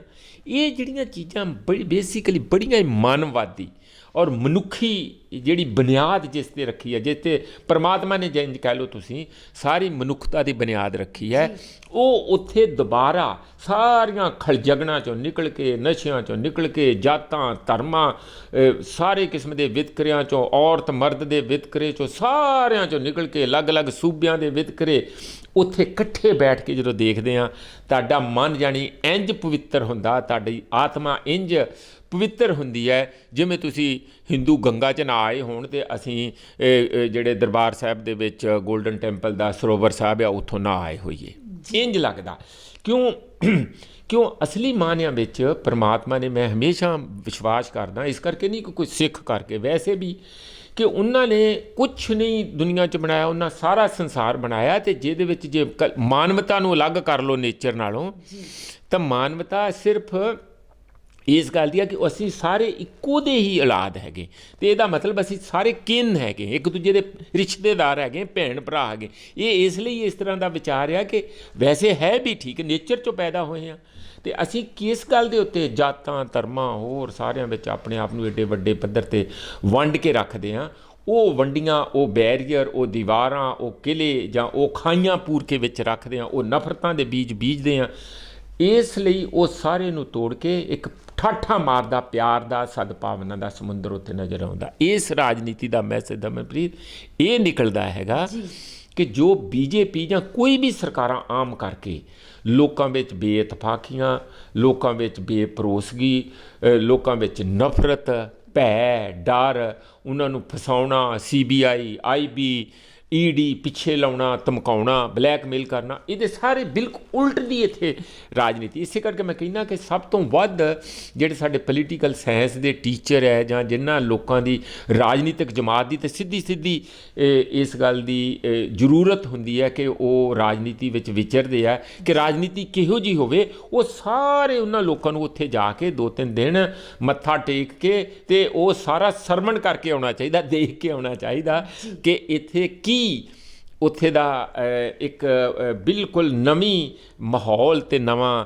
ਉੱਥੇ ਜਿਹੜਾ ਰਾਜਨੀਤਿਕ ਰਸਤਾ ਜਾਂ ਉਹ ਹੀ ਫਲਸਫਾ ਉਸ ਨੂੰ ਪ੍ਰਤੱਖ ਰੂਪ 'ਚ ਬਦਲ ਕੇ ਜਿਹੜਾ ਰੱਖਿਆ ਗਿਆ, ਜਿਵੇਂ ਲੋਕ ਜੀ ਰਹੇ ਆ, ਉਹ ਦੇਖਣ ਵਾਲਾ ਇੱਕ ਨਜ਼ਾਰਾ ਹੈ। ਜੀ ਸਰ, ਜਿਹੜਾ 26 ਜਾਂ 27 ਤਰੀਕ ਨੂੰ ਜਿਹੜੇ ਬਾਰਡਰ ਸੀਲ ਕੀਤੇ ਗਏ ਸੀ ਹਰਿਆਣਾ ਦੀ ਸਰਕਾਰ ਨੂੰ, ਹੈ ਨਾ, ਇਹ ਜਿਹੜੇ ਬਾਰਡਰ ਸੀਲ ਕੀਤੇ ਗਏ ਸੀ, ਇਹਨਾਂ ਨੂੰ ਤੁਸੀਂ ਕਿਵੇਂ ਵੇਖਦੇ ਹੋ? ਦੇਖੋ, ਜਿਹੜੇ ਬਾਰਡਰ ਸੀਲ ਕੀਤੇ ਗਏ ਸੀ, ਇਹਨਾਂ ਨੂੰ ਇੰਝ ਲੱਗਦਾ ਸੀਗਾ ਕਿ ਇਹ ਜਿਹੜੀ ਤਾਕਤ ਇੱਥੋਂ ਦਿੱਲੀ ਵੱਲ ਕੂਚ ਕਰ ਰਹੀ ਆ, ਅਤੇ ਖਾਈਆਂ ਪੁੱਟ ਕੇ ਸੜਕ ਦੇ ਵਿੱਚ ਖਾਈਆਂ ਪੁੱਟਦੀਆਂ ਸੀ, 15-15 ਫੁੱਟ ਡੂੰਘੇ ਟੋਏ ਪੁੱਟੇ ਗਏ ਸੀਗੇ। ਬਿਲਕੁਲ ਕਿ ਅਸੀਂ ਇਸ ਹੜ੍ਹ ਨੂੰ ਰੋਕ ਲਾਂਗੇ। ਇਹ ਖੱਟਰ ਸਾਹਿਬ ਆਪਣੀ ਸਬੂਤ ਦੇਣਾ ਚਾਹੁੰਦੇ ਸੀ ਲਾਇਲਟੀ ਦਾ, ਵਫਾਦਾਰੀ ਦਾ ਮੋਦੀ ਦੇ ਨਾਲ, ਪਰ ਉਹ ਚੱਲ ਨਹੀਂ ਸਕਿਆ ਕਿਉਂਕਿ ਜਿਹੜੀ ਸੱਚਾਈ ਹੈ ਨਾ, ਉਹਦੀ ਬੰਬ ਬੰਦੂਕਾਂ ਨਾਲੋਂ ਜ਼ਿਆਦਾ ਤਾਕਤ ਹੁੰਦੀ ਹੈ। ਔਰ ਖਾਸ ਕਰਕੇ ਜਦੋਂ ਪੰਜਾਬੀਆਂ ਦੇ ਹੱਥ ਸੱਚਾਈ ਲੱਗ ਜਾਏ, ਉਹ ਤਾਂ ਹੋਰ ਵੀ ਭੰਗੀਆਂ ਵਾਲੀ ਤੋਪ ਬਣ ਜਾਂਦੀ ਹੈ, ਕਿਉਂਕਿ ਉਹ ਫਿਰ ਉਹਦਾ ਜਿਹੜਾ ਜਦੋਂ ਫਾਇਰ ਖੁੱਲ੍ਹਦਾ ਨਾ, ਉਹ ਰੁਕਦਾ ਨਹੀਂ, ਦੂਰ ਤੱਕ ਜਾਂਦਾ, ਵੱਡੇ ਵੱਡੇ ਮਿਜ਼ਾਈਲਾਂ ਦਾ ਵੀ ਮੂੰਹ ਮੋੜ ਸਕਦਾ, ਕਿਉਂਕਿ ਉਹ ਹੱਕ ਸੱਚ ਲਈ ਲੜ ਰਹੇ ਆ। ਉਹ ਪਿੱਛੇ ਕਿਉਂ ਹਟਣਗੇ? ਉਹ ਕਿਉਂ ਡਰਨਗੇ? ਡਰ ਸਾਰੇ ਚੁੱਕੇ ਜਾਂਦੇ ਆ ਜਦੋਂ ਆਪਣੇ ਮਨ ਨੂੰ ਤੁਸੀਂ ਸਾਫ਼ ਇੱਕ ਸ਼ੀਸ਼ੇ ਵਾਂਗੂ ਲੈ ਕੇ ਅੱਗੇ ਵੱਧਦੇ ਆ, ਅਤੇ ਜਦੋਂ ਸਾਰਿਆਂ ਦੇ ਵਿੱਚ ਭਰੋਸਾ ਪੈਦਾ ਕਰਕੇ ਅਤੇ ਤੁਹਾਡੀ ਇੱਕ ਸ਼ਕਤੀ ਪੈਦਾ ਹੁੰਦੀ ਹੈ, ਉਸ ਸ਼ਕਤੀ ਨੂੰ ਕੋਈ ਦੁਨੀਆ 'ਚ ਹਰਾ ਨਹੀਂ ਸਕਦਾ। ਮੰਗਾਂ ਮੰਨੀਆਂ ਜਾਣ ਜਾਂ ਨਾ ਮੰਨੀਆਂ ਜਾਣ, ਉਹ ਅਲੱਗ ਗੱਲ ਹੈਗੀ, ਉਹ ਵੀ ਇੱਕ ਬੜਾ ਵੱਡਾ ਮੁੱਦਾ ਹੈ। ਪਰ ਜੋ ਉਹਨਾਂ ਨੇ ਇੱਕ ਨਵਾਂ ਪਿਉਂਤੜਾ ਲੈ ਕੇ, ਨਵਾਂ ਰਸਤਾ ਸਾਰੇ ਦੇਸ਼ ਤੇ ਦੁਨੀਆ ਦੇ ਲੋਕਾਂ ਨੂੰ, ਕਿਸਾਨਾਂ ਨੇ ਜਿਨ੍ਹਾਂ ਨੂੰ ਸਮਝਦੇ ਆ ਕਿ ਇਹਨਾਂ ਨੂੰ ਕੁਝ ਨਹੀਂ ਪਤਾ, ਸਿੱਧੜ ਲੋਕ ਆ ਜਿਨ੍ਹਾਂ ਨੂੰ ਇਹ ਕਾਨੂੰਨ ਇੰਨੀ ਦੇਰ ਸਮਝਾਉਣ ਲੱਗੇ ਰਹੇ, ਹੁਣ ਉਹਨਾਂ ਨੇ ਇਹ ਸਾਰੇ ਵਿੱਚ ਮੋਦੀ, ਅਮਿਤ ਸ਼ਾਹ ਤੇ ਸਾਰੇ ਉਹਨਾਂ ਦੇ ਲੀਡਰਾਂ ਨੂੰ ਸਵਾਰ ਕੇ ਪੜ੍ਹਨੇ ਪਾਤਾ ਕਿ ਸਾਡੇ ਕੋਲ ਆਓ, ਸਮਝੋ ਰਾਜਨੀਤੀ ਕੀ ਹੁੰਦੀ ਹੈ ਅਤੇ ਕਿਹੋ ਜਿਹਾ ਸਮਾਜ ਤੇ ਦੇਸ਼ ਤੇ ਇੱਥੇ ਦਾ ਲੋਕਤੰਤਰ ਹੋਣਾ ਚਾਹੀਦਾ। ਜੀ, ਕੱਲ੍ਹ ਜਿਹੜਾ ਕਿਸਾਨ ਜਥੇਬੰਦੀਆਂ ਦੇ ਆਗੂਆਂ ਨੇ ਭੁੱਖ ਹੜਤਾਲ ਕੀਤੀ ਸੀਗੀ, ਇਸ ਦੇ ਨਾਲ ਹੀ ਸਿਆਸੀ ਪਾਰਟੀਆਂ ਦੀ ਜੇਕਰ ਗੱਲ ਕਰੀਏ ਤਾਂ ਜਿਹੜੀ ਹੈ ਆਪ ਨੇ ਵੀ ਜਿਹੜਾ ਹੈ ਕਿਹਾ ਕਿ ਅਸੀਂ ਜਿਹੜਾ ਹੈ ਕਿਸਾਨੀ ਝੰਡੇ ਹੇਠ ਜਿਹੜਾ ਆ ਪ੍ਰਦਰਸ਼ਨ ਕਰਾਂਗੇ। ਉਸ ਤੋਂ ਇਲਾਵਾ ਜਿਹੜਾ ਕਾਂਗਰਸ ਵੱਲੋਂ ਜਿਹੜਾ ਸ਼ੰਭੂ ਬਾਰਡਰ ਤੇ ਕੱਲ੍ਹ ਧਰਨਾ ਦਿੱਤਾ ਗਿਆ ਸੀਗਾ, ਇਸ ਸਭ ਦੀ ਭੂਮਿਕਾ ਨੂੰ ਤੁਸੀਂ ਕਿਵੇਂ ਵੇਖਦੇ ਹੋ? ਇਹ ਇੱਕ ਤੇ ਇਹ ਗੱਲ ਆ ਕਿ ਪਾਰਟੀਆਂ ਜਿਹੜਾ ਚੰਗੀ ਗੱਲ ਇਹ ਹੋਈ ਆ ਕਿ ਉਹ ਦੂਰ ਰਹੀਆਂ। ਜੀ, ਇਹ ਥੋੜ੍ਹਾ ਜਿਹਾ ਉਹਨਾਂ ਨੂੰ ਕ੍ਰਿਟੀਕਲ ਢੰਗ ਨਾਲ ਹੀ ਲੈਣਾ ਚਾਹੀਦਾ, ਪਾਰਟੀਆਂ ਨੂੰ ਇਸ ਤਰੀਕੇ ਨਾਲ ਨਹੀਂ ਲੈਣਾ ਚਾਹੀਦਾ ਕਿ ਅਸੀਂ ਬਿਲਕੁਲ ਕੋਈ ਉਹਨਾਂ ਦੀ ਦੁਸ਼ਮਣੀ ਜਾਂ ਸਾਡੀ ਵਿਰੋਧਤਾ ਹੈਗੀ ਆ। ਪਰ ਪਰ ਪਾਰਟੀਆਂ ਦਾ ਵੀ ਇੱਕ ਛਵੀ ਇਹੋ ਜਿਹੀ ਬਣੀ ਹੋਈ ਹੈ ਕਿ ਜਿਹਦੇ ਵਿੱਚ ਉਹ ਆਪਣਾ ਵੀ ਹੁਣ ਵੀ ਅੱਜ ਦੀਆਂ ਤੁਸੀਂ ਜੇ ਸਟੇਟਮੈਂਟਾਂ ਦੇਖੋ ਤੇ ਇੱਕ ਦੂਜੇ ਦੇ ਉੱਤੇ ਉਹ ਚਿੱਕੜ ਜਿਹੜਾ ਸੁੱਟਣਾ ਉਹ ਅਜੇ ਵੀ ਜਾਰੀ ਹੈ। ਕੈਪਟਨ ਅਮਰਿੰਦਰ ਸਿੰਘ ਨੇ ਕਹਿਤਾ ਕਿ ਕੇਜਰੀਵਾਲ ਵਰਗਾ ਡਰੂ ਬੰਦਾ ਹੀ ਨਹੀਂ ਕੋਈ ਆ ਕੇ ਮਜੀਠੀਆ ਤੋਂ ਮਾਫੀ ਮੰਗਿਆ ਜਦੋਂ ਹੀ ਉਹਨੂੰ ਆਪਣੀ ਦਬੰਗੀ ਦਿਖਾਉਣੀ ਪਈ ਤੇ ਦੁੰਬ ਦਬਾ ਲਈ, ਹੈ ਨਾ। ਇਸੇ ਤਰੀਕੇ ਨਾਲ ਕੇਜਰੀਵਾਲ ਨੇ ਕਹਿਤਾ ਕੈਪਟਨ ਸਾਹਿਬ ਨੂੰ, ਉਹ ਤੂੰ ਕਿਹੜਾ ਬੰਦਾ, ਤੇਰੇ ਤੇ ਈਡੀ ਦਾ ਜਦੋਂ ਇੱਕ ਛਾਪਾ ਪਿਆ ਤੇਰੇ ਜਾਣੀ ਤੂੰ ਭੱਜਦੇ ਨੇ ਰਾਹ ਨਹੀਂ ਲੱਭਣਾ, ਤੇਰਾ ਕੋਈ ਇੱਥੇ ਹੈ ਨਹੀਂਗਾ, ਤੂੰ ਵੀ ਬੜਾ ਡਰਿਆ ਹੋਇਆ, ਤੂੰ ਸਰਕਾਰ ਨਾਲ ਮਿਲ ਕੇ ਚੱਲਦਾ। ਇਸ ਤਰ੍ਹਾਂ ਦੂਜੇ ਪਾਸੇ ਸ਼੍ਰੋਮਣੀ ਅਕਾਲੀ ਦਲ ਅੰਮ੍ਰਿਤਸਰ ਤੇ ਵਿੱਚੇ ਹੀ ਜਿਹੜਾ ਢੀਂਡਸੇ ਦਾ ਵਾਲਾ ਨਵਾਂ ਅਕਾਲੀ ਦਲ ਬਣਿਆ ਡੈਮੋਕ੍ਰੇਟਿਕ, ਇਹ ਰਲ ਕੇ ਸ਼੍ਰੋਮਣੀ ਅਕਾਲੀ ਦਲ 'ਤੇ ਹਮਲਾ ਕਰ ਰਹੇ ਆ ਕਿ ਇਹ ਬਾਦਲਾਂ ਦਾ, ਇਹਨਾਂ ਨੇ ਵਪਾਰੀਆਂ ਦੇ ਹੱਥ ਪਾਰਟੀ ਚਲੇਗੀ, ਅਸਲੀ ਪਾਰਟੀ ਅਸੀਂ ਆ। ਔਰ ਦੂਜੇ ਪਾਸੇ ਜਿਹੜਾ ਸ਼੍ਰੋਮਣੀ ਅਕਾਲੀ ਦਲ, ਉਹਨਾਂ ਨੇ ਇਹਨਾਂ ਨੂੰ ਕੁਛ ਨਹੀਂ ਕਿਹਾ, ਪਰ ਉਹਨਾਂ ਨੇ ਇੱਕ ਚੰਗਾ ਜਿਹੜਾ ਉੱਥੇ ਅਕਾਲ ਤਖਤ 'ਤੇ ਆਪਣਾ ਨਤਮਸਤਕ ਹੋ ਕੇ, ਕਿਉਂਕਿ ਉਹਨਾਂ ਦੀ ਸੈਂਟੇਨਰੀ 100 ਸਾਲਾ ਜਿਹੜਾ ਸ਼ੁਰੂ ਹੋ ਗਿਆ ਆ, 100 ਸਾਲ ਅਕਾਲੀ ਦਲ ਨੂੰ ਬਣੇ ਹੋ ਗਏ, ਉਹ ਮਨਾ ਰਹੇ ਆ। ਉਹਨਾਂ ਨੇ ਕਿਹਾ ਕਿ ਅਸੀਂ ਭੁੱਲਾਂ ਬਖਸ਼ਾ ਲਈਆਂ, ਅਸੀਂ ਹੁਣ ਅੱਗੇ ਆਪਣਾ ਕੰਮ ਇਹ ਕਰਾਂਗੇ ਕਿ ਜੋ ਸਾਡੇ ਪਾਰਟੀ ਦੇ ਪ੍ਰੋਗਰਾਮ 'ਚ ਲਿਖਿਆ, ਜੋ ਅਸੀਂ 4-5 ਸਾਲ ਤੋਂ ਉਹਨਾਂ ਨੂੰ ਗੁਹਾਰਾਂ ਲਾ ਰਹੇ ਸੀ, ਉਸ ਦੇ ਵਿੱਚ ਕੀ ਹੈ ਕਿ ਘੱਟੋ ਘੱਟ ਦੇਸ਼ ਦਾ ਸੰਘੀ ਢਾਂਚਾ ਬਚਾਉਣਾ ਇਹ ਸ਼੍ਰੋਮਣੀ ਅਕਾਲੀ ਦਲ ਵਰਗੀਆਂ ਰੀਜਨਲ ਪਾਰਟੀਆਂ ਦੀ ਇਹ ਜ਼ਰੂਰਤ ਸੀਗੀ ਔਰ ਉਹਨਾਂ ਦਾ ਇਹ ਫਰਜ਼ ਵੀ ਸੀਗਾ, ਉਹ ਇਸੇ ਲਈ ਬਣੀਆਂ ਹੀ ਸੀਗੀਆਂ। ਅੱਜ ਮੈਨੂੰ ਬਿਆਨ ਪੜ੍ਹ ਕੇ ਇਸ ਗੱਲ ਦੀ ਖੁਸ਼ੀ ਲੱਗੀ ਹੈ, ਹਾਲਾਂ ਉਹਨਾਂ ਦਾ ਦਮਖਮ ਉਹਨਾਂ ਦਾ ਵੀ ਬੜਾ ਟੁੱਟ ਗਿਆ, ਸਾਹ ਬਹੁਤ ਟੁੱਟ ਗਿਆ, ਥੱਲੇ ਡਿੱਗ ਪਏ ਆ, ਕਿਉਂਕਿ ਇੰਨਾ ਚਿਰ ਤੁਸੀਂ ਗਲਤ ਪਾਸੇ ਚੱਲੇ ਰਹੋਗੇ ਤੇ ਬਿਮਾਰੀ ਵਾਲੇ ਘਰ 'ਚ ਬੈਠੇ ਰਹੋਗੇ, ਸਰੀਰ ਤੇ ਕਮਜ਼ੋਰ ਹੋਊਗਾ ਹੀ। ਬੀਜੇਪੀ ਦੇ ਨਾਲ ਜੱਫੀ ਪਾ ਕੇ ਬੈਠੇ ਰਹੇ ਤੋਂ ਸਾਰੇ ਕਿਰਮ ਜਿਹੜੇ ਉਹਨਾਂ ਦੇ ਲੈ ਕੇ ਆ ਗਏ, ਕਿੱਥੇ ਤੁਹਾਡੀ ਸਿੱਖੀ ਤੇ ਸਿੱਖ ਫਲਸਫਾ ਜਿਹੜਾ ਕਿ ਇਹੋ ਜਿਹੇ ਬੰਦਿਆਂ ਦੇ ਵਿਪਰੀਤ ਆਇਆ ਸੀ, ਉਸ ਸੋਚ ਦੇ ਫਲਸਫੇ ਦੇ, ਬੰਦਿਆਂ ਦੇ ਨਹੀਂ, ਸੋਚ ਤੇ ਫਲਸਫੇ ਦੇ ਵਿਪਰੀਤ ਆਇਆ ਸੀ, ਪਖੰਡਵਾਦ ਦੇ, ਕਿਸੇ ਦੇ ਨਫ਼ਰਤ ਦੇ, ਕਿਸੇ ਦੇ ਹੋਰ ਕਿਸੇ ਨੂੰ ਡਰਾਉਣ ਦੇ, ਧਮਕਾਉਣ ਦੇ, ਇਸ ਕਿਸਮ ਦੇ ਵਿਰੋਧ 'ਚ ਆਇਆ ਸੀ। ਇਹ ਉੱਥੇ ਬੈਠੇ ਰਹੇ ਤੇ ਕੁਦਰਤੀ, ਪਰ ਹੁਣ ਉਹ ਕਹਿ ਰਿਹਾ ਕਿ ਅਸੀਂ ਜਿਹੜੀਆਂ ਬਾਕੀ ਰੀਜਨਲ ਪਾਰਟੀਆਂ ਵੀ ਹੈਗੀਆਂ ਉਹਨਾਂ ਕੋਲ ਜਾਵਾਂਗੇ, ਉਹਨਾਂ ਨੂੰ ਜੋੜਾਂਗੇ ਤਾਂ ਕਿ ਅਸੀਂ ਸੰਘੀ ਢਾਂਚੇ ਨੂੰ ਹੋਰ ਮਜ਼ਬੂਤ ਕਰ ਸਕੀਏ। ਦਮਨਪ੍ਰੀਤ ਦੇ ਹੁਣ ਦੇਖਣਗੇ ਕਿ ਉਹਨਾਂ ਦੇ ਗੋਡੇ ਕਿੰਨੇ ਕੁ ਚੱਲਦੇ ਆ, ਲੱਤਾਂ ਕਿੰਨੀਆਂ ਕੁ ਭਾਰ ਸਹਿੰਦੀਆਂ ਆ, ਪਰ ਘੱਟੋ ਘੱਟ ਜਿਹੜੇ ਉਹਨਾਂ ਦੇ ਬਿਆਨ ਆ ਰਹੇ ਆ ਉਹ ਠੀਕ ਰਸਤੇ ਵੱਲ ਆ ਰਹੇ ਜੀ। ਸਰ, ਜਿਹੜੀ ਡੈਡਲੌਕ ਦੀ ਸਥਿਤੀ ਬਣੀ ਹੋਈ ਹੈ, ਕੇਂਦਰ ਸਰਕਾਰ ਕਹਿੰਦੇ ਅਸੀਂ ਕਾਨੂੰਨਾਂ ਦੇ ਵਿੱਚ ਸੋਧ ਕਰ ਦੇਵਾਂਗੇ, ਦੂਜੇ ਪਾਸੇ ਕਿਸਾਨ ਜਥੇਬੰਦੀਆਂ ਕਹਿੰਦੀਆਂ ਨੇ ਅਸੀਂ ਇਹਨਾਂ ਕਾਨੂੰਨਾਂ ਨੂੰ ਰੱਦ ਕਰਾਉਣਾ ਆ। ਇਹ ਡੈਡਲੌਕ ਸਥਿਤੀ ਦਾ ਕੀ ਨਤੀਜਾ ਨਿਕਲ ਸਕਦਾ ਆ, ਤੁਹਾਨੂੰ ਕੀ ਲੱਗਦਾ ਆ? ਦੇਖੋ, ਡੈਡਲੌਕ ਅਸਲ ਵਿੱਚ ਕੋਈ ਬਹੁਤਾ ਹੈ ਨਹੀਂ, ਇਹ ਜਾਣਬੁੱਝ ਕੇ ਬਣਾਇਆ ਜਾਂਦਾ ਜੀ। ਮੀਟਿੰਗਾਂ ਕਿੰਨੀਆਂ ਹੋ ਚੁੱਕੀਆਂ, 20-25 ਘੰਟੇ ਡਿਸਕਸ਼ਨਾਂ ਹੋ ਚੁੱਕੀਆਂ ਹੁਣ ਤੱਕ ਦਮਨਪ੍ਰੀਤ ਜੀ, ਔਰ ਉਹਨਾਂ ਦੇ ਵਿੱਚ ਇੱਕ ਮੀਟਿੰਗ 'ਚ ਤੇ 7 ਘੰਟੇ ਲਗਾਤਾਰ ਇਹਨਾਂ ਦੋਵਾਂ ਮਿਨਿਸਟਰਾਂ ਨੂੰ, ਪਿਊਸ਼ ਗੋਇਲ ਨੂੰ ਤੇ ਜਿਹੜੇ ਤੋਮਰ ਸਾਹਿਬ ਐਗਰੀਕਲਚਰ ਮਿਨਿਸਟਰ, ਇਹਨਾਂ ਨੂੰ ਉਹਨਾਂ ਨੇ ਚੰਗੀਆਂ ਕਲਾਸਾਂ ਉਹਨਾਂ ਦੀਆਂ ਲਈਆਂ। ਔਰ ਉਸ ਕਲਾਸ ਲੈਣ ਤੋਂ ਬਾਅਦ ਸਾਡੇ ਕਿਸਾਨ ਲੀਡਰਾਂ ਨੂੰ ਸਮਝ ਲੱਗੀ, ਉਹਨਾਂ ਨੂੰ ਕੋਈ ਜਵਾਬ ਨਹੀਂ ਸੀ, ਕੋਈ ਉਹਨਾਂ ਕੋਲ ਇਹਨਾਂ ਦੇ ਕਿਸੇ ਵੀ ਸਵਾਲ ਦਾ ਜਵਾਬ ਨਹੀਂ ਸੀ। 22-23 ਨੁਕਤੇ ਉਹਨਾਂ ਨੂੰ ਦੇ ਕੇ ਆਏ ਕਿ ਇਹਨਾਂ ਨੂੰ ਜਾ ਕੇ ਘਰ ਜਾਓ ਆਰਾਮ ਨਾਲ, ਜਿਸ ਤਰ੍ਹਾਂ ਹੋਮਵਰਕ ਬੱਚੇ ਨੂੰ ਦਿੰਦਾ ਮਾਸਟਰ, ਕਿਸਾਨ ਲੀਡਰ ਸਾਡੇ ਘੱਟ ਨਹੀਂ ਹੈਗੇ। ਉਹਨਾਂ ਨੇ ਕਿਹਾ ਕਿ ਇਹਨਾਂ ਨੂੰ ਪੜ੍ਹੋ, ਜਾ ਕੇ ਸਮਝੋ, ਤੁਸੀਂ ਜੋ ਕਹਿ ਰਹੇ ਆ ਤੇ ਸਾਡੀ ਗੱਲ ਵੀ ਸਮਝੋ ਜਾ ਕੇ। ਹੁਣ ਉਹ ਕਰੀ ਜਾਂਦੇ ਮੀਟਿੰਗ ਤੇ ਮੀਟਿੰਗ। ਅਸਲ 'ਚ ਆ ਕਿ ਉਹਨਾਂ ਕੋਲ ਕੋਈ ਕਿਸੇ ਕਿਸਮ ਦਾ ਸੋਲਿਡ ਜਵਾਬ ਨਹੀਂ। ਜੇ ਮੈਂ ਕਾਮਨ ਪਾਰਲੈਂਸ 'ਚ ਜੋ ਪੈਜ਼ੈਂਟ ਭਾਸ਼ਾ 'ਚ ਗੱਲ ਕਰਾਂ ਕਿ ਮੋਟੇ ਤੌਰ ਦੇ ਉੱਤੇ ਸਾਡੇ ਜਿਹੜੇ ਕਿਸਾਨ ਵੀਰ ਆ, ਉਹਨਾਂ ਨੇ ਫੜ ਲਿਆ ਹਨੇਰੇ 'ਚ, ਜਿਹੜਾ ਚੌਕੀਦਾਰ ਸੀ ਦੇਸ਼ ਦਾ, ਉਹ 2 ਵਾਰੀ ਤੇ ਪਹਿਲਾਂ ਚੋਰੀ ਕਰਕੇ ਨਿਕਲ ਗਿਆ ਸੀ। ਜਦੋਂ ਪੰਜਾਬ 'ਚ ਚੋਰੀ ਕਰਨ ਆਇਆ, ਇਹਨਾਂ ਨੇ ਉੱਤੋਂ ਹੀ ਐਂ ਕਰਕੇ ਫੜ ਲਿਆ, ਤੂੰ ਜਾਂਦਾ ਕਿੱਥੇ ਆ। ਹੁਣ ਜਦੋਂ ਰੰਗੇ ਹੱਥੀਂ ਫੜਿਆ ਗਿਆ ਤੇ ਉਹ ਜਾਣੀ ਚੋਰ ਦੀ ਮਾਂ ਬੁੱਕਲ 'ਚ ਮੂੰਹ, ਉਹ ਹੁਣ ਕਹਿੰਦੇ ਆ ਕਿ ਸਾਡਾ ਕਿਤੇ ਬਹੁਤਾ ਇਸ ਗੱਲ ਦਾ ਪ੍ਰਚਾਰ ਨਾ ਕਰ ਦਿਓ ਕਿ ਅਸੀਂ ਚੋਰ ਆ। ਉਹ ਹੁਣ ਆਪਣੇ ਕਲੀ ਕੁੱਚੀ ਫੇਰ ਕੇ ਆਪਣੇ ਆਪ ਨੂੰ ਜਿੰਨਾ ਵੀ ਦਾਗ ਲੱਗਾ ਉਹਨੂੰ ਧੋਣ ਦੀ ਕੋਸ਼ਿਸ਼ ਕਰ ਰਹੇ, ਇੰਜ ਧੋਤਾ ਨਹੀਂ ਜਾਣਾ, ਇਹ ਪੱਕਾ ਦਾਗ ਹੈਗਾ, ਲੋਕਾਂ ਦੇ ਵਿੱਚ ਚਲੇ ਗਈ ਹੈ ਸਾਰੀ ਗੱਲ। ਲੋਕਾਂ ਨੇ ਗੱਲ ਸਮਝ ਲਈ ਹੈ ਕਿ ਜਿਹੜੇ ਚੌਕੀਦਾਰ ਕੱਲ੍ਹ ਤੱਕ ਆਪਣੇ ਆਪ ਨੂੰ ਕਹਿੰਦੇ ਸੀ, ਉਹ ਅਸਲ ਵਿੱਚ ਤੇ ਚੋਰ ਨਹੀਂ, ਡਾਕੂ ਨਿਕਲੇ। ਡਾਕਿਆ, ਵੱਡਾ ਡਾਕਾ ਮਾਰਿਆ ਉਹਨਾਂ ਨੇ, ਕੋਈ ਛੋਟੀ ਗੱਲ ਨਹੀਂ। ਉਸ ਕਰਕੇ ਇਹ ਸਟੇਲਮੇਟ ਦਾ ਕਾਰਨ ਇਹ ਹੈ ਜਿਹੜਾ ਤੁਸੀਂ ਸਵਾਲ ਕਰ ਰਹੇ ਆ। ਇੱਧਰ ਸੱਚਾਈ ਲੱਭ ਲਈ ਹੈ, ਇਹ ਜਦੋਂ ਸੱਚਾਈ ਲੱਭ ਲਈ ਤਾਂ ਸੱਚਾਈ ਲਈ ਮਰ ਮਿਟਣਾ, ਉਹ ਪੰਜਾਬੀਆਂ ਦਾ, ਹਰਿਆਣੇ ਵਾਲਿਆਂ ਦਾ, ਸਾਰਿਆਂ ਦਾ ਖਲਸਤ ਹੈਗੀ, ਉਹਨਾਂ ਦਾ ਜਿਹੜਾ ਖਾਸਾ ਹੈਗਾ। ਮੈਂ ਇਸ ਕਰਕੇ ਕਹਿ ਰਿਹਾ ਕਿ ਉੱਥੇ ਦੇਖਣ ਨੂੰ ਜੇ ਤੁਸੀਂ ਜਾਓਗੇ, ਖਾਸ ਕਰ ਟਿਕਰੀ ਵਾਲੀ ਰੋਡ ਦੇ ਉੱਤੇ ਜਿਹੜੀ 17 ਕਿਲੋਮੀਟਰ ਲੰਬਾ ਜਮਾਵੜਾ ਹੈਗਾ ਉੱਥੇ, ਤੇ ਉਹਦੇ ਉੱਥੇ 6-7 ਸਟੇਜਾਂ ਪੈਰਲਲ ਰੋਜ਼ ਲੱਗਦੀਆਂ ਇੱਕੋ ਹੀ ਰੋਡ ਦੇ ਉੱਤੇ, ਕਿਉਂਕਿ ਰੋਜ਼ ਇੱਕ ਜਗ੍ਹਾ ਤੇ ਏਡੀ ਲੰਬੇ ਏਰੀਏ 'ਚ ਇਕੱਠੇ ਨਹੀਂ ਹੋ ਸਕਦੇ। ਤੇ ਉਸੇ ਤਰ੍ਹਾਂ ਹੀ ਸਿੰਘੂ ਬਾਰਡਰ ਤੇ ਵੱਡੀ ਸਟੇਜ ਲੱਗਦੀ, ਉਹ ਉੱਥੇ ਇੱਕੋ ਲੱਗਦੀ ਹੈ। ਇਹ ਉੱਥੇ ਸਪੀਕਰ ਘਰਾਂ ਤੱਕ ਪਹੁੰਚਾਤੇ ਹੋਏ ਆ, ਮਤਲਬ ਉਹ ਦੇਖਣ ਵਾਲਾ ਨਜ਼ਾਰਾ। ਮੈਂ ਇਸ ਕਰਕੇ ਕਹਿੰਦਾ ਕਿ ਸਾਰਾ ਸਾਡੇ ਕੋਲ ਟਾਈਮ ਨਹੀਂ ਹੁੰਦਾ, ਇਸ ਲਈ ਇਹ ਜਿਹੜੇ ਬੰਦੇ ਆ ਇਹਨਾਂ ਨੂੰ ਤਾਂ ਸਾਰੀ ਸਮਝ ਪੈ ਗਈ ਆ। ਔਰ ਰੋਜ਼ ਜਿਹੜੇ ਲੀਡਰ ਉਹਨਾਂ ਨੂੰ ਲਗਾਤਾਰ ਲਿਖ ਕੇ ਪੋਸਟਰਾਂ ਰਾਹੀਂ ਆਪਣੀਆਂ ਰੈਲੀਆਂ ਦੇ ਵਿੱਚ, ਸਾਰਾ ਦਿਨ ਰੈਲੀਆਂ 11 ਵਜੇ ਤੋਂ ਲੈ ਕੇ 4 ਵਜੇ ਤੱਕ ਚੱਲਦੀਆਂ, ਉਹ ਸਮਝਾਉਂਦੇ ਆ ਤੇ ਸਾਰੀ ਗੱਲ ਜਿਹੜੀ ਹੁੰਦੀ। ਦੂਜੇ ਪਾਸੇ ਸਰਕਾਰ ਦਾ ਜਿਹੜਾ ਹੁਣ ਇਹ ਡਰੇ ਇਸ ਗੱਲ ਤੇ ਬੈਠੇ ਆ, ਜਿਹੜੀ ਅਮਿਤ ਸ਼ਾਹ ਨਾਲ 8 ਤਰੀਕ ਨੂੰ ਮੀਟਿੰਗ ਹੋਈ, 13 ਬੰਦੇ ਸੱਦੇ ਸੀ, ਹੈ ਨਾ, ਉਹਦੇ ਵਿੱਚ ਅਮਿਤ ਸ਼ਾਹ ਦੇ ਹੱਥ ਖੜੇ ਸੀਗੇ। ਤੁਸੀਂ ਦੇਖੋ ਅਮਿਤ ਸ਼ਾਹ ਦੀ ਸਰਕਾਰ ਦੀ ਹਾਲਤ ਇਹ ਹੈ ਕਿ ਜਿਹੜਾ ਰੁਲਦੂ ਸਿੰਘ ਹੈਗਾ, ਖੁੰਡੇ ਵਾਲੇ ਜਿਹੜੇ ਲੀਡਰ ਆ, ਹਾਂ ਮਾਨਸਾ ਵਾਲੇ, ਉਹ ਲੇਟ ਹੋ ਗਏ ਕੁਝ, ਉਹਨਾਂ ਨੂੰ ਗੁੱਸਾ ਆ ਗਿਆ, ਉਹਨਾਂ ਨੂੰ ਚੰਗੇ ਤਰੀਕੇ ਨਾਲ ਟਰੀਟ ਨਹੀਂ ਕੀਤਾ ਗਿਆ ਜਗ੍ਹਾ ਜਗ੍ਹਾ ਪੁਲਿਸ ਨੇ, ਹੈ ਨਾ। ਉਹ ਕਹਿੰਦੇ ਫਿਰ ਜੇ ਇਹੋ ਜਿਹਾ ਕਰਨਾ ਤੇ ਅਸੀਂ, ਜਿਸ ਤਰ੍ਹਾਂ ਸਾਡੇ ਹੈਗੇ ਹੀ ਆ ਬੰਦੇ ਵੀ ਅਸੀਂ ਨਹੀਂ ਜਾਂਦੇ। ਉਹਨਾਂ ਨੂੰ ਦੁਬਾਰਾ IG ਨੂੰ ਫੋਨ ਕਰਕੇ ਅਮਿਤ ਸ਼ਾਹ ਨੇ ਲੱਭ ਕੇ ਮੀਟਿੰਗ 'ਚ ਲਿਆਂਦਾ। ਪੌਣਾ ਘੰਟਾ ਅਮਿਤ ਸ਼ਾਹ ਨੇ ਵੇਟ ਕੀਤਾ ਕਿ ਜਦ ਤੱਕ ਰੁਲਦੂ ਸਿੰਘ ਜੀ ਆਉਂਦੇ ਨਹੀਂ ਅਸੀਂ ਮੀਟਿੰਗ ਨਹੀਂ ਕਰਨੀ ਜੀ। ਇਹ ਹੈ ਇੱਕ ਹੋਮ ਮਿਨਿਸਟਰ ਜਿਹੜੇ ਸਭ ਤੋਂ ਆਪਣੇ ਆਪ ਨੂੰ ਇੰਨਾ ਬਿਜ਼ੀ ਸਮਝਦੇ। ਅੰਦਰ ਜਦੋਂ ਮੀਟਿੰਗ ਸ਼ੁਰੂ ਹੋਈ ਹੈ ਤੇ ਲਿਟਰਲੀ ਇਸ ਕਿਸਮ ਦਾ ਮਾਹੌਲ ਸੀ ਕਿ ਰੱਬ ਦਾ ਵਾਸਤਾ ਸਾਨੂੰ ਬਚਾ ਲਓ। ਕੌਣ? ਅਮਿਤ ਸ਼ਾਹ ਵੱਲੋਂ, ਕਿ ਤੁਸੀਂ ਇੰਜ ਕਰੋ ਕਿ ਆਹ ਪਏ ਕਾਨੂੰਨ ਤੁਹਾਡੇ ਸਾਹਮਣੇ, ਆਪਣੇ ਹੱਥ ਨਾਲ ਜੋ ਕੱਟਣਾ ਵੱਢਣਾ ਕੱਟਣਾ ਬਦਲ ਲਓ, ਪਰ ਜਿਹੜੇ ਇਹਦੇ ਬਾਹਰਲੇ ਵਰਕੇ ਹੈਗੇ ਆ, ਪੇਜ, ਟਾਈਟਲ ਪੇਜ, ਉਹਨੂੰ ਨਾ ਛੇੜੋ, ਉਹ ਸਾਡਾ ਨੱਕ ਦਾ ਮਾਮਲਾ, ਇੱਜ਼ਤ ਦਾ ਮਾਮਲਾ ਜੀ। ਤੇ ਤਾਂ ਕਿ ਨਹੀਂ ਤੇ ਕੀ ਹੋਊਗਾ ਕਿ ਜੇ ਅਸੀਂ ਇਸ ਨੂੰ ਵਿਦਡਰਾ ਕਰ ਲੈਂਦੇ ਹਾਂ, ਜਿਹੜਾ ਅੜਿੱਕਾ ਇਹ ਬਣਿਆ ਕਿ ਜੇ ਇਸ ਨੂੰ ਅਸੀਂ ਰਿਪੀਲ ਕਰ ਦਿੰਦੇ ਹਾਂ ਤਾਂ ਫਿਰ ਹੋਊਗਾ ਇਹ ਕਿ ਜਿਹੜੇ ਬਾਕੀ ਕਾਨੂੰਨ ਟ੍ਰੇਡ ਯੂਨੀਅਨ ਵਾਲੇ ਰੌਲਾ ਪਾ ਲੈਣਾ, ਉਹਨਾਂ ਦੇ 44 ਕਾਨੂੰਨਾਂ 'ਚੋਂ 4 ਲੇਬਰ ਕੋਡ ਬਣਾ ਤੇ ਬਹੁਤ ਸਾਰੇ ਰਿਪੀਲ ਕਰਤੇ, 15 ਤੇ ਸੁੱਟੇ ਦਿੱਤੇ, ਰੱਦੀ ਦੀ ਟੋਕਰੀ 'ਚ ਰਿਪੀਲ ਕਰਤੇ ਆ ਜੀ। ਉਹਨਾਂ ਨੂੰ ਡਰ ਲੱਗਦਾ ਕਿ ਸਾਰਾ ਦੇਸ਼ ਇੱਕ ਵੱਡੀ ਰਿਸਰਜੈਂਸ ਆ ਜਾਊਗੀ, ਦੇਸ਼ ਦੇ ਅੰਦਰ ਵੱਡੀ ਸਿਵਲ ਵਾਰ ਵਾਲੀ ਸਿਚੁਏਸ਼ਨ ਵੀ ਹੋ ਸਕਦੀ ਕਿ ਜਗ੍ਹਾ ਜਗ੍ਹਾ ਤੇ ਲੋਕ ਉੱਠ ਪੈਣਗੇ। ਕਸ਼ਮੀਰ ਜਿਹੜਾ ਤੇ ਧਾਰਾ 370 ਹਟਾਈ, ਉਹ ਵੀ ਬਲ ਫੜਨਗੇ। CAA ਦਾ ਵਿੱਚ ਜਿਹੜਾ ਲਟਕ ਰਿਹਾ ਸੀ ਮਾਮਲਾ, ਉਹ ਵੀ ਗੈਰ ਸੰਵਿਧਾਨਿਕ ਆ, ਉਹ ਬਿਲਕੁਲ ਸਾਡੇ ਸੰਵਿਧਾਨ ਦੇ ਅਨੁਕੂਲ ਨਹੀਂ ਹੈਗਾ।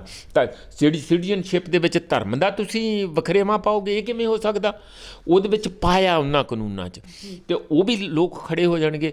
ਇਸ ਲਈ ਉਹ ਨਾ ਇਸ ਗੱਲ ਨੂੰ ਨਹੀਂ ਡਰੇ ਹੋਏ ਕਿ 3 ਕਾਨੂੰਨ ਅਸੀਂ ਵਾਪਸ ਲਈਏ ਕਿ ਨਾ ਲਈਏ। ਉਹਨਾਂ ਨੂੰ ਇਹ ਆ ਕਿ ਜਿਹੜਾ ਬਾਕੀ ਪੰਡੋਰਾਜ਼ ਬਾਕਸ ਖੁੱਲ੍ਹ ਜਾਣਾ, ਉਹ ਉਸ ਗੱਲ ਤੋਂ ਡਰੇ ਹੋਏ। ਇੱਥੇ ਇੱਕ ਇਸ ਕਿਸੇ ਨੂੰ ਜਿਹਨੂੰ ਜਮੂਦ ਕਹਿੰਦੇ ਆ, ਸਟੇਲਮੇਟ, ਉਹ ਖੜਾ ਆ, ਪਰ ਅਸੀਂ ਤਾਂ ਉਹਨਾਂ ਨੂੰ ਭੱਜਣ ਦਾ ਵੀ ਰਾਹ ਦੱਸ ਰਹੇ ਹਾਂ ਨਾਲੋਂ ਨਾਲ।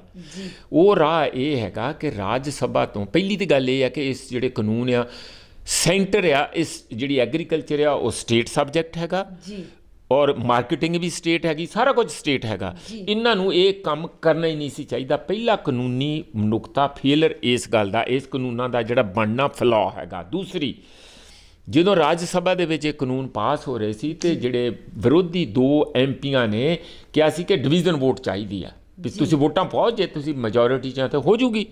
ਉੱਥੇ ਸਪੀਕਰ ਨੇ ਉਹਨਾਂ ਨੂੰ ਅਣਸੁਣਿਆ ਕਰਕੇ ਉਂਝ ਹੀ ਪਾਸ ਕਰਕੇ ਹੋ ਗਿਆ ਜੀ ਕਰਕੇ ਤੋੜ ਦਿੱਤਾ, ਜਿਵੇਂ ਇਹਨਾਂ ਨੇ ਧਾਰਾ 370 ਹਟਾਉਣ ਵੇਲੇ ਕੀਤਾ ਸੀਗਾ। ਹੁਣ ਜਦੋਂ ਇਹ ਹੋ ਗਿਆ ਤੇ ਇਹ ਗੈਰ ਕਾਨੂੰਨੀ ਹੈ, ਬਿਲਕੁਲ ਤੁਸੀਂ ਕਰ ਨਹੀਂ ਸਕਦੇ।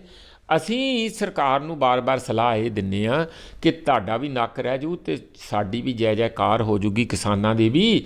ਤੁਸੀਂ ਇੰਜ ਕਰੋ ਕਿ ਉੱਥੇ ਸੂਬੋ ਮੋਟੋ ਸਰਕਾਰ ਕੋਲੋਂ ਕਰਾ ਲਓ, ਤੁਹਾਡੇ ਕੋਲ ਬੈਠੇ ਆ CJI, ਜਿਸ ਤਰ੍ਹਾਂ ਰੰਜਨ ਗਗੋਈ ਵਰਗੇ ਉੱਥੇ ਹੋਰ ਵੀ ਤਾਂ ਬੈਠੇ ਆ ਬਥੇਰੇ, ਤੇ ਉਹਨਾਂ ਕੋਲੋਂ ਸੂਬੋ ਮੋਟੋ ਕੇਸ ਪਵਾ ਕੇ ਤੇ ਇਹਨੂੰ 5-7-4 ਦਿਨ ਦੇ ਵਿੱਚ ਡਿਸਾਈਡ ਕਰਾ ਕੇ ਪਰਾਂ ਮਾਰੋ, ਕਿ ਕਹੋ ਕਿ ਠੀਕ ਹੈ ਇਹ ਕਾਨੂੰਨ ਜਿਹੜੇ ਆ ਇਹਨਾਂ ਦੇ ਵਿੱਚ ਬੜਾ ਫਲਾਅ ਆ, ਇਹ ਗੈਰ ਕਾਨੂੰਨੀ ਮਤਲਬ ਢੰਗ ਦੇ ਨਾਲ ਪਾਸ ਹੋਇਆ ਤੇ ਇਸ ਨੂੰ ਦੁਬਾਰਾ ਪਾਰਲੀਮੈਂਟ ਵਿੱਚ ਵਿਚਾਰਿਆ ਜਾਊ, ਮਗਰੋਂ ਵੇਖੀ ਜਾਊ ਤੂੰ ਕੌਣ ਤੇ ਮੈਂ ਕੌਣ, ਦੋਹੀਂ ਪਾਸੇ ਜੈ ਜੈਕਾਰ ਹੋ ਜੂ, ਇਹਨਾਂ ਦਾ ਨੱਕ ਰਹਿ ਜੂ, ਕਿਸਾਨਾਂ ਦੀ ਜਿੱਤ ਹੋ ਜੂ। ਪਰ ਉਹ ਇਸ ਅਜੇ ਪਤਾ ਨਹੀਂ ਉਹਨਾਂ ਦੇ ਦਿਮਾਗ 'ਚ ਗੱਲ ਜਾ ਰਹੀ ਆ ਜਾਂ ਨਹੀਂ ਜਾ ਰਹੀ। ਪਰ ਮੈਨੂੰ ਲੱਗਦਾ ਕਿ ਬਾਅਦ ਇੱਕੋ ਇੱਕ ਤਰੀਕਾ ਇਹੀ ਬਚਿਆ ਕਿ ਉੱਧਰ ਦੀ ਪਿਛਲੇ ਦਰਵਾਜ਼ੇ ਥਾਣੀ ਭੱਜ ਲੈਣ, ਅਗਲੇ ਥਾਣੀ ਨਾ ਭੱਜਣ, ਸਾਰੇ ਲੋਕ ਦੇਖਣਗੇ। ਜੀ ਬਿਲਕੁਲ। ਕਿਸਾਨ ਜਥੇਬੰਦੀਆਂ ਦੀ ਭੂਮਿਕਾ ਨੂੰ ਤੁਸੀਂ ਕਿਵੇਂ ਦੇਖਦੇ ਹੋ ਇਸ ਅੰਦੋਲਨ ਦੇ ਦੌਰਾਨ? ਦਮਪ੍ਰੀਤ, ਕਿਸਾਨ ਜਿਹੜੀਆਂ ਜਥੇਬੰਦੀਆਂ ਨਾ, ਪਹਿਲੀ ਤਾਂ ਗੱਲ ਹੈ ਵੀ ਇੰਨੀਆਂ ਜਥੇਬੰਦੀਆਂ ਕਿਉਂ ਬਣੀਆਂ? ਜੀ ਉਹਦੇ ਬਾਰੇ ਤੇ ਮੈਂ ਕਹਿਣਾ ਨਹੀਂ ਚਾਹੁੰਦਾ, ਉਹਦਾ ਤੁਸੀਂ ਆਪ ਅੰਦਾਜ਼ਾ ਲਾ ਲਓ ਜੀ ਵੀ ਕੋਈ ਕਾਰਨ ਤੇ ਹੋਣਗੇ ਬਿਲਕੁਲ ਵੀ ਜਾਣੀ ਮਤਲਬ ਤੁਸੀਂ ਸਾਡੇ ਹਰ ਕੋਈ ਮਿਸਲ ਦਾ ਸਰਦਾਰ ਹੈਗਾ। ਜੀ ਦੂਜੇ ਪਾਸੇ ਜੇ ਇਕੱਠੀਆਂ ਹੋਈਆਂ ਤੇ ਇਹ ਕਿਹੜੀ ਗੂੰਦ ਲੱਗ ਗਈ, ਐਰਲਡਾਈਟ ਲੱਗ ਗਈ ਇਹਨਾਂ ਨੂੰ ਵੀ ਹੁਣ ਇਹ ਫੈਵੀਕੋਲ ਦਾ ਜੋੜ ਪੈ ਗਿਆ, ਟੁੱਟਦੀਆਂ ਨਹੀਂ। ਉਹ ਮੈਂ ਤੁਹਾਨੂੰ ਦੱਸਦਾ ਵੀ ਇਹਨਾਂ ਦੀ ਆਪਸੀ ਨੇੜਤਾ ਤੇ ਪਿਆਰ ਨਾਲੋਂ ਜ਼ਿਆਦਾ ਬਾਹਰ ਜਿਹੜਾ ਮਾਹੌਲ ਬਣ ਗਿਆ, ਔਰ ਉਹਨਾਂ ਨੂੰ ਖੁਦ ਵਾਕਿਆ ਹੀ ਲੱਗਦਾ ਕਿ ਜੇ ਲੀਡਰ ਆ ਤੇ ਜੇ ਲੀਡਰ ਉਦੋਂ ਤੱਕ ਆ ਜਦੋਂ ਕਿਸਾਨੀ ਆ, ਤੇ ਜੇ ਕਿਸਾਨੀ ਖਤਮ ਹੋ ਗਈ ਤਾਂ ਸਾਡੀ ਯੂਨੀਅਨ ਦਾ ਹੀ ਰੈਲੇਵੈਂਸ ਕੀ ਰਹੂਗੀ। ਇਸ ਲਈ ਉਹਨਾਂ ਨੂੰ ਵੀ ਇੰਨਾ ਵੱਡਾ ਇਹ ਡਰ ਬਣਿਆ ਆ ਕਿ ਅੱਜ ਇਹੋ ਜਿਹਾ ਮੌਕਾ ਆ ਕਿ ਜਿਹਦੇ ਵਿੱਚ ਅਸੀਂ ਇਕੱਠੇ ਹੋ ਕੇ ਹੀ ਸਾਡਾ ਬਚਾਅ ਆ। ਇਸ ਕਰਕੇ ਸਾਰੇ ਇੱਕ ਦੂਜੇ ਦੀਆਂ ਜਿਹੜੀਆਂ ਊਣਤਾਈਆਂ ਉਹਨੂੰ ਥੱਲੇ ਰੱਖਦੇ ਆ ਤੇ ਜਿਹੜੇ ਗੁਣ ਆ ਉਹਨੂੰ ਅੱਗੇ ਰੱਖਦੇ ਆ। ਨਹੀਂ ਤੇ ਇਹਦੇ ਉਲਟ ਹੁੰਦਾ, ਨਾਰਮਲ ਹਾਲਤਾਂ 'ਚ ਜਿਹੜੀ ਊਣਤਾਈ ਆ ਉਹ ਫੋਰਫਰੰਟ ਤੇ ਹੁੰਦਾ, ਜਿਹੜਾ ਗੁਣ ਹੁੰਦਾ ਉਹਨੂੰ ਕਹਿੰਦੇ ਚਲੋ ਉਹ ਤੇ ਕਿਹੜੀ ਗੱਲ ਆ। ਜੀ ਮੈਂ ਇਸ ਮੀਟਿੰਗ ਦੇ ਵਿੱਚ ਮੈਂ 4 ਗੇੜੇ ਲਾ ਕੇ ਆਇਆ, ਹੁਣ ਅਸੀਂ ਕੱਲ੍ਹ ਨੂੰ ਫਿਰ ਜਾਵਾਂਗੇ। ਤੇ ਉੱਥੇ ਮੈਂ ਦੇਖਿਆ ਕਿ ਜਿਹੜੇ ਜੋਗਿੰਦਰ ਸਿੰਘ ਅਗਰਾਹਾਂ ਆ, ਪ੍ਰਧਾਨ ਆ ਵੱਡੀ ਯੂਨੀਅਨ ਦੇ, ਉਹਨਾਂ ਨਾਲ ਮਿਲ ਕੇ ਵੀ ਆਏ, ਮੇਰੇ ਨਾਲ ਹੋਰ ਪੱਤਰ ਪ੍ਰੇਰਕ ਵੀ ਸੀਗੇ ਜੀ। ਉਹਨਾਂ ਵੱਲੋਂ ਜਿਵੇਂ ਉਹ ਮੋਮ ਬਣੇ ਆਮ ਕਰਕੇ ਉਹਨਾਂ ਨੂੰ ਬੜਾ ਹਾਰਡ ਸਟਾਂਸ ਵਾਲੇ ਸਮਝੇ ਜਾਂਦੇ ਆ ਕਿ ਉਹ ਕਿਸੇ ਦੀ ਸੁਣਦੇ ਨਹੀਂ, ਅਲੱਗ ਰਹਿੰਦੇ ਆ। ਉਹ ਕਹਿੰਦੇ ਦੇਖੋ ਸਾਨੂੰ ਕੋਈ ਦਿੱਕਤ ਨਹੀਂ, ਉਹ ਫੈਸਲਾ ਕਰਕੇ ਚਿੜੀ ਦੇ ਹੱਥ ਸੁਨੇਹਾ ਭੇਜ ਦੇਣ, ਅਸੀਂ ਤਾਂ ਵੀ ਨਾਲ ਚੱਲਾਂਗੇ। ਉਹ ਫੈਸਲਾ ਕਰਕੇ ਕੋਈ ਗੱਲ ਕਰ ਆਉਣ ਕਿਸਾਨਾਂ ਦੇ ਹਿੱਤ ਦੀ ਹੋਵੇ, ਸਾਡੀ ਕੋਈ ਉਹਦੇ 'ਚ ਇਹੋ ਜਿਹੀ ਨਹੀਂ ਹੈਗੀ, ਕੋਈ ਸਾਨੂੰ ਤੜੀ ਨਹੀਂ ਹੈਗੀ ਜਾਂ ਸਾਨੂੰ ਕੋਈ ਉਹਦੇ 'ਚ ਨੁਕਸਾਨ ਨਹੀਂ ਲੱਗਦਾ। ਉਹ ਸਾਡੀਆਂ ਸਟੇਜਾਂ 'ਤੇ 30 ਦੇ 30 ਆ ਕੇ ਬੋਲ ਜਾਣ, ਸਾਨੂੰ ਤਾਂ ਵੀ ਕੋਈ ਦਿੱਕਤ ਨਹੀਂ। 30 ਜਿਹੜੇ ਆ ਜੇ ਸਾਨੂੰ ਉਹ ਅੰਦਰ ਬੁਲਾਉਂਦੇ ਆ ਅਸੀਂ ਮੀਟਿੰਗਾਂ 'ਚ ਜ਼ਰੂਰ ਜਾਵਾਂਗੇ, ਜਿਹੜੀਆਂ 30 ਕਿਸਾਨ ਜਥੇਬੰਦੀਆਂ ਦੀ ਹੈਗੀ। ਜਾਣੀ ਇਹ ਕਿੰਨਾ ਐਕਚੁਅਲੀ ਹੁੰਦਾ ਆ ਉਹ ਤੇ ਕੱਲ ਮੈਂ ਅਲੱਗ ਗੱਲ ਹੈਗੀ, ਕਿਉਂਕਿ ਉੱਥੇ ਫਰਕ ਥੋੜ੍ਹਾ ਆ ਜਾਂਦਾ। ਪਰ ਇਹ ਸਾਡੇ ਸਾਹਮਣੇ ਬੜੇ ਪਿਆਰ ਨਾਲ ਸਤਿਕਾਰ ਨਾਲ ਇਹ ਗੱਲ ਕਹਿਣੀ ਔਰ ਦਾਅਵੇ ਦੇ ਨਾਲ ਕਹਿਣੀ ਮੈਨੂੰ ਬਹੁਤ ਚੰਗਾ ਲੱਗਾ। ਔਰ ਮੈਨੂੰ ਪਹਿਲੀ ਵਾਰੀ ਲੱਗਾ ਕਿ ਨਹੀਂ, ਜੋ ਅਸੀਂ ਬਾਹਰ ਸੁਣਦੇ ਹਾਂ ਅਸਲ 'ਚ ਲੀਡਰਾਂ ਦਾ ਦਿਲ ਵੀ ਕਿਤੇ ਨਾ ਕਿਤੇ ਪੰਘਰ ਜਾਂਦਾ ਆ, ਜਾਣੀ ਉਹਨਾਂ ਦੇ ਵਿੱਚ ਵੀ ਉਹ ਮੋਮ ਵਾਂਗੂ ਹੋ ਜਾਂਦੇ। ਇਸੇ ਤਰ੍ਹਾਂ ਦੂਜੀਆਂ ਯੂਨੀਅਨਾਂ ਉਹ ਤਾਂ ਡੇ 1 ਤੋਂ ਹੀ ਬੜਾ ਹੀ ਡੈਮੋਕ੍ਰੈਟਿਕਲੀ ਹਰ ਇੱਕ ਛੋਟੀ ਗੱਲ ਨੂੰ ਆਪਸ ਵਿੱਚ ਨਜਿੱਠ ਕੇ ਜਿਹੜੀ 5 ਮਿੰਟਾਂ 'ਚ ਗੱਲ ਖਤਮ ਹੋਣੀ ਆ ਉਹਦੇ 'ਤੇ ਉਹ 50 ਮਿੰਟ ਵੀ ਲਾਉਂਦੇ ਆ, 2 ਘੰਟੇ ਵੀ ਲਾਉਂਦੇ ਆ ਜੀ, ਤਾਂ ਕਿ ਕਿਸੇ ਦੇ ਮਨ 'ਚ ਕੋਈ ਇਹ ਨਾ ਰਹਿ ਜੇ ਕਿ ਮੈਨੂੰ ਸੁਣਿਆ ਨਹੀਂ, ਤੁਸੀਂ ਆਪਣੇ ਆਪ ਫੈਸਲਾ ਕਰ ਲਿਆ। ਉੱਥੇ ਸਟੇਜ ਵੀ ਰੋਟੇਸ਼ਨ ਵਾਈਜ਼ ਚੱਲਦੀ ਆ, ਇੱਥੇ ਮੀਟਿੰਗਾਂ ਦੀ ਪ੍ਰਧਾਨਗੀ ਵੀ ਰੋਟੇਸ਼ਨ ਵਾਈਜ਼ ਹੁੰਦੀ ਆ। ਇਹ ਨਹੀਂ ਵੀ ਕੋਈ ਉੱਥੇ ਚੌਧਰੀ ਵੱਡਾ ਯੂਨੀਅਨ ਵਾਲਾ ਬਣਿਆ ਰਹੇ।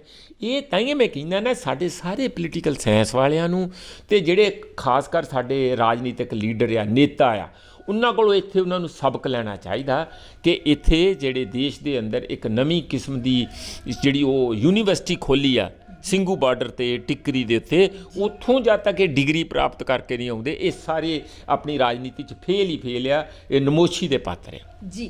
ਵਾਕਈ ਜੇਕਰ ਆਪਾਂ ਗੱਲ ਕਰੀਏ ਤਾਂ ਕੋਈ ਵੀ ਜਦੋਂ ਬਿਆਨਬਾਜ਼ੀ ਕਰਦਾ ਕਈ ਵਾਰੀ ਉਹ ਜਿਹੜੀਆਂ ਵਿਵਾਦਾਂ ਦੇ ਵਿੱਚ ਘਿਰ ਜਾਂਦੀ ਹੈ। ਕੱਲ ਜਿਹੜਾ ਬਲਵੀਰ ਸਿੰਘ ਰਾਜੇਵਾਲ ਹੋਰਾਂ ਨੇ ਇੱਕ ਅਪੀਲ ਕੀਤੀ ਸੀ ਸਟੇਜ ਤੋਂ ਬਾਅਦ ਉੱਤੇ, ਤਾਂ ਉਸ ਤੋਂ ਬਾਅਦ ਜਿਹੜਾ ਇੱਕ ਵਿਵਾਦ ਸ਼ੁਰੂ ਹੋ ਗਿਆ ਸੀਗਾ, ਉਸ ਬਾਰੇ ਤੁਸੀਂ ਕੀ ਕਹਿਣਾ ਚਾਹੋਗੇ? ਦੇਖੋ, ਪਰਸੋਂ ਹਿਊਮਨ ਰਾਈਟਸ ਡੇ ਦੇ ਨਾਂ 'ਤੇ ਅਗਰਾਹਾਂ ਵਾਲੀ ਸਟੇਜ ਦੇ ਸਾਹਮਣੇ ਬਹੁਤ ਸਾਰੀ ਆਡੀਅנס ਨੇ ਜਿਹੜੇ UAPA ਦੇ ਅੰਦਰ ਫੜੇ ਹੋਏ ਆ ਬੰਦੇ ਬਹੁਤ ਸਾਰੇ, ਉਹਦੇ ਵਿੱਚ ਨੌਲੱਖਾ ਹੈਗਾ ਆ, ਸੁਦਾ ਭਾਰਦਵਾਜ ਆ, ਵਰਵਰਾ ਰਾਓ, ਹੋਰ ਕਿੰਨੇ, ਉਹ ਇੱਥੇ ਵੀ ਕਰਦੇ ਰਹੇ ਅਗਰਾਹਾਂ ਵਾਲੇ। ਬੜੀ ਵਾਰੀ ਉਹਨਾਂ ਦੇ ਬਿਆਨ ਆਉਂਦੇ ਰਹੇ ਕਿ ਦੇਖੋ ਤੁਸੀਂ ਉਹਨਾਂ ਦੇ ਹਿਊਮਨ ਰਾਈਟਸ ਦਾ ਘਾਣ ਨਾ ਕਰੋ, ਉਹਨਾਂ ਦੇ ਨੇੜੇ ਹੋ ਸਕਦੇ ਆ, ਵਿਚਾਰਧਾਰਕ ਤੌਰ 'ਤੇ ਨੇੜੇ ਹੋ ਸਕਦੇ ਆ, ਪਰ ਇੱਕ ਸਵਾਲ ਤਾਂ ਹੈ ਹੀ ਆ ਨਾ ਕਿ ਸਿਵਲ ਲਿਬਰਟੀਜ਼ ਦਾ ਤਾਂ ਸਵਾਲ ਹੈ ਹੀ ਆ। ਨਵਲੱਖੇ ਨੂੰ ਕੌਣ ਨਹੀਂ ਜਾਣਦਾ, EPW 'ਚ ਕੰਮ ਕਰਦਾ ਰਿਹਾ।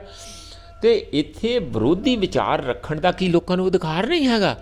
ਉਹਨਾਂ ਨੇ ਉਹਨਾਂ ਸਾਰਿਆਂ ਦੇ ਪੋਸਟਰ ਲਾ ਕੇ ਕਿ ਅੱਜ ਹਿਊਮਨ ਰਾਈਟਸ ਡੇ ਆ ਤੇ ਅਸੀਂ ਇਸ ਗੱਲ ਦੀ ਵਿਰੋਧਤਾ ਹੋਈ ਕਿ ਦੇਖੋ ਜੀ ਇਹਨਾਂ ਨੇ ਤੇ ਸਾਡੇ ਕਿਸਾਨਾਂ ਨੂੰ ਪੋਲੀਟੀਕਲ ਰੰਗਤ ਦੇ ਦਿੱਤੀ ਜੀ। ਜਿਹੜਾ ਗੋਦੀ ਮੀਡੀਆ ਉਹ ਤੇ ਅੱਗ ਭਬੂਕਾ ਹੋਇਆ ਫਿਰੇ।